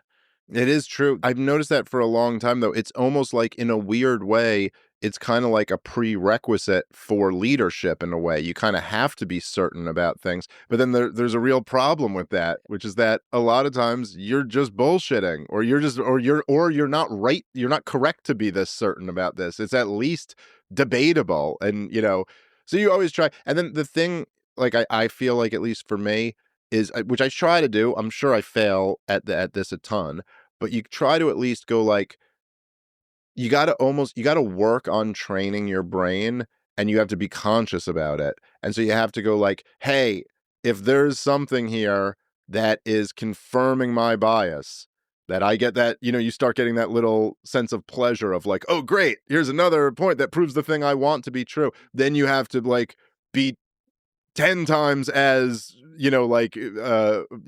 skeptical about this. You have to really examine this one and be like, okay, am I sure that this one, because sometimes you'll hear people even throw out things where it's like, oh, I know you liked that because it was helping your case, but come on, think about this. This doesn't even make sense. It's like, okay, I want to make this argument, and then everything that would support that just gets sucked in like a force of gravity or something, and you're like, yeah, but half of these are bad data points. Mm-hmm. I mean, like, for me, there's something definitely about my brain that is attracted to conspiracy theories. So yeah, me too. I'm very well aware that gravitational pull is there. Well, it's if nothing else, it's a crazy story. Yeah, it's like a movie. So it's like, oh, that's cool. Crazy. Yeah, every fucking aspect. Yeah, you don't need to work on Epstein. I don't understand. That's one of the big mysteries of, like, our modern era. Is like, how the fuck did this guy get an island? This pedophile, and got, like, smart, I think really smart people to, like, hang out with him. Yeah. And what the fuck? And has anybody, I mean, obviously, Ghislaine, however you say her name, Ghislaine Maxwell. Okay, she went to jail. It's like, has anybody anywhere been forced to resign? I mean, like, just even like say, like, I don't know, like at the FBI or something, just for not like catching the thing sooner. Like, even if you weren't in on it, it's like, no, there's a real problem with the American system, and it's that like, and I think this just went on for too long before like the American people just wouldn't put up with it anymore. And this is why trust in every institution and the corporate media and the Congress and all of it is evaporated, is that it's like, is he just saying of all the people who sold the war in Iraq, no one so much as like got kicked out of polite society? You know, like, I'm not even saying like, oh, they went to jail for war crimes for life, but was just like, yeah, you can't, we're not looking to you for advice on the next war. Thanks. Go home. Like, none of that. It's like all these like crazy things. Nobody goes down for it. I mean, like, they lied us into war after a war. They've bankrupted the country, damn near destroyed the dollar. They locked down the country on the basis of pseudoscience. Then lied through their teeth about what this vaccine would do as they were forcing it on people. And like, no one loses their job. No one even gets in trouble over any of this. And look, in any area of life, whether a business or a relationship or whatever, you cannot screw up that catastrophically and face no repercussions for it and think that your business or relationship isn't going to fail as a result of that. I think ultimately there's been a lot of wake up calls, and I think we're going to build a better society from it. Like better institution. I believe. I hope you're right. Might, more transparency, more like authenticity. I think also the Democratic Party has learned the lesson of like, you have to have candidates that do. I don't give a shit about podcasts, but do podcast like things, meaning reveal themselves as human beings. I think it's one of the best things that happened in this last election. And I'm not saying, like, I did think they were great, but I'm not saying that like any of the Trump podcasts were perfect, or like maybe there'd be a better way that they could be done. But I will say that I used to say this for a while, like as of, like the last few years, but I'd be like, so it's like, so I'm me, and for me to do what I do, it's kind of expected that I'll probably like, I don't know, I get like at least like maybe 10 to 15 times a year, I'll come do a show like this. Like a long form show on a big platform where I'm going to, like my ideas will be poked and prodded and tested, and there'll be pushback questions, and they'll be there. Sometimes they're more, adversarial. Sometimes they're more friendly, but like and then yet our standard for who is the commander in chief was like, you show up to these debates that are like 90 minutes long with these really, really stupid questions, and you give a 90-second answer to it or blah. And at least for the first time now, it does seem like, oh, the standard is kind of, you're going to have to do a long form show where people, you really have to have, and that I think is long term a real positive development, like you just kind of know going forward, the Democrats, right, which I think is kind of what you were saying, right? You can't run a Kamala Harris if she can't do a long form interview. You got to run somebody who's able to sit down and express themselves and have real, genuine thoughts, or at least try to convince people they have real, genuine thoughts, at least, and that's very different in a way than, I look back at some like the most talented politicians of my lifetime, which I'd have to say the two were Bill Clinton and Barack Obama, just like the most talented traditional politicians. Trump's like the anti-politician, but like they were like the traditional and just unbelievably, but they never had to do that.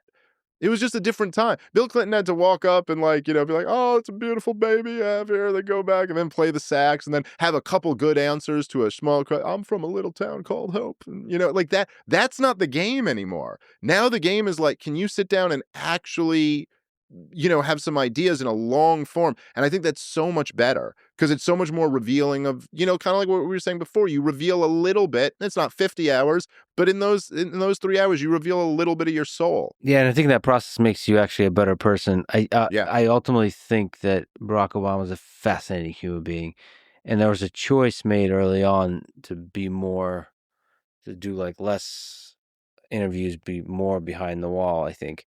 And that's a disservice, because I think it's a skill to be an authentic person, like that you build. Yeah. Like to be able to allow yourself to be yourself. Like it's very possible that Kamala Harris is a fascinating person. Like we've just never gotten to meet her. And I don't know if she has gotten to meet her by, it's a practice thing to like reveal yourself as a tricky thing. I think it's just good for the candidate. I think what she did, I'm a critic. I don't think she's a good candidate, but what she did is pretty freaking incredible. Meaning like to raise that much money in that short amount of time. I think it was a terrible thing for the Democratic Party to do. I think she's a terrible candidate, but still, with the tools you got, like use TikTok, use whatever. I'll say the fact that she came as close as she did to being president is pretty goddamn insane, if you ask me. But yeah, the Democrats are a mess. They're a mess like I've never seen a political party before. But that in itself is I think a very good thing. And what comes from here is there's a lot of possibilities now. And there's never been, like, I don't know who the person is. I don't see anyone out there that I could think of that would fill this role. But there's never been a more ripe time for someone to Donald Trump the Democratic Party now. Mm-hmm. Yeah. Like somebody what Donald Trump did, people tend to forget this because now, like, it's also because the accusation from the Democrats is that, the Republican parties are all a bunch of Trump cultists or something like that. But like, I'm old enough to remember 2016. And what actually happened was that Donald Trump came in and just really resonated with the voters.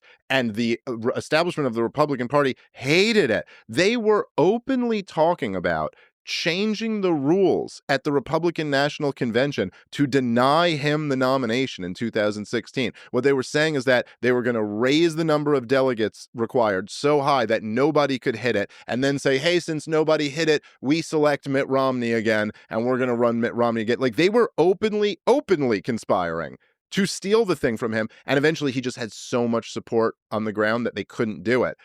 Right now, someone could totally do that to the Democrats. But the thing is, it would have to be somebody outside of the three-letter agency control, because that's what everyone's rejecting right now. But if you were to actually sit there and go like, and even policies I don't necessarily agree with, but there are a lot of policies that if it was actually like a pro-labor working class party, you could, Bernie Sanders showed you a little bit of what's possible. And this was from like an 80-year-old socialist who didn't really have the balls to go through with it at the end of the day. Like if somebody younger and a little bit more with the current zeitgeist were able to do that, that could happen. I mean, I legitimately think that AOC can develop into that candidate.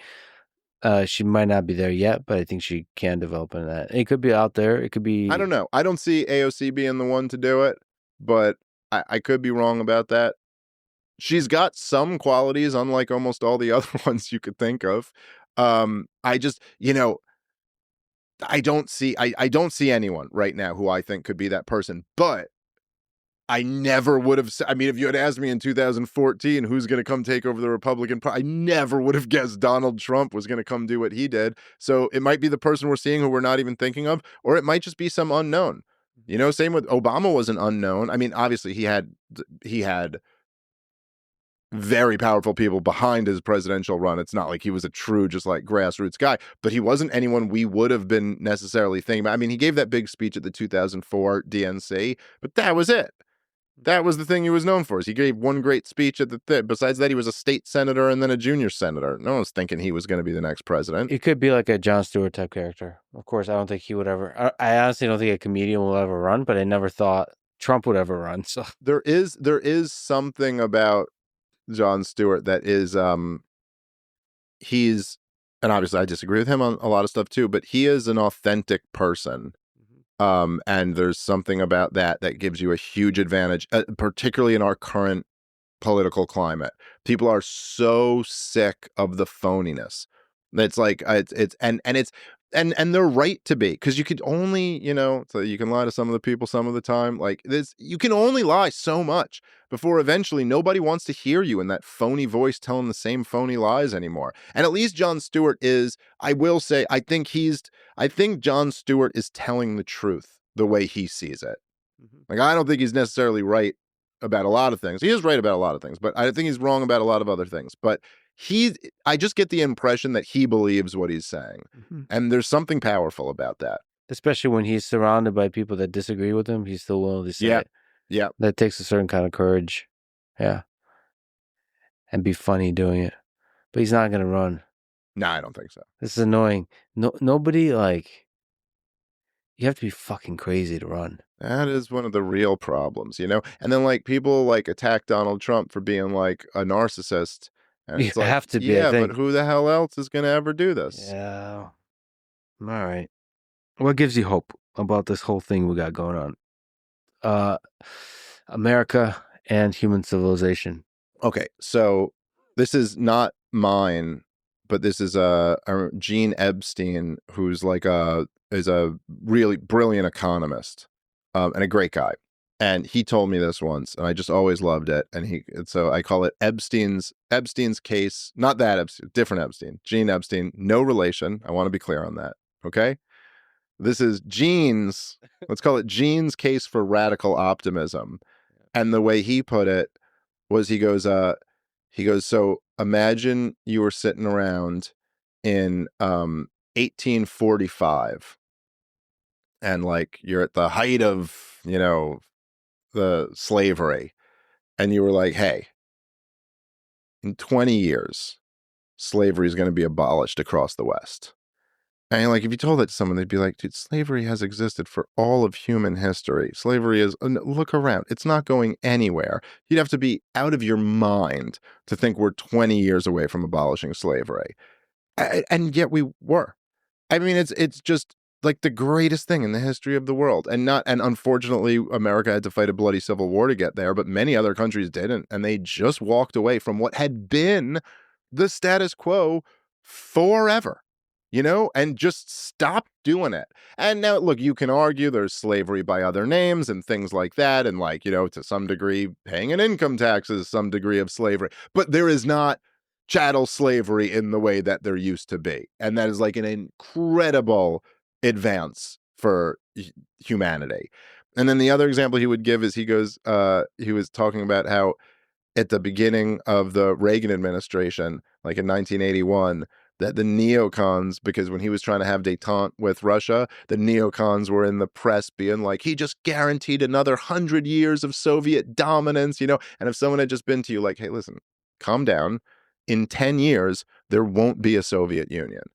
It's just been like, what are you, like, okay, nice idea, but you're out of your fucking mind. And yet that was true too. And so there is, even when, you know, and you can see some dynamics even in our politics today where, like, you know, 3 years ago, I was really concerned about whether they'd shut the whole thing down. I mean, you know, like when it was during the COVID times and during times where it was like everyone I knew was just getting strikes on all their channels. And if you just even wanted to like talk about how like there are people being vaccine injured, you'd like lose your YouTube channel, get people getting kicked off Twitter left and right. And I just saw it and I was like, dude, the grasp is just getting tighter and tighter and tighter. The regime is not going to allow these alternative voices, you know, in here, and they're just getting too big, and they're going to shut this whole thing down, and I'm going to have to figure out what I'm going to do after that. And I was totally wrong.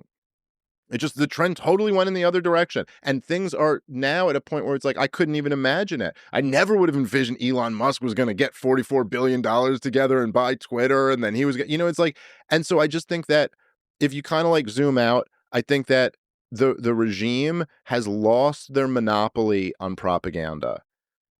And this opens up enormous possibilities for what, you know, I remember so vividly 2002.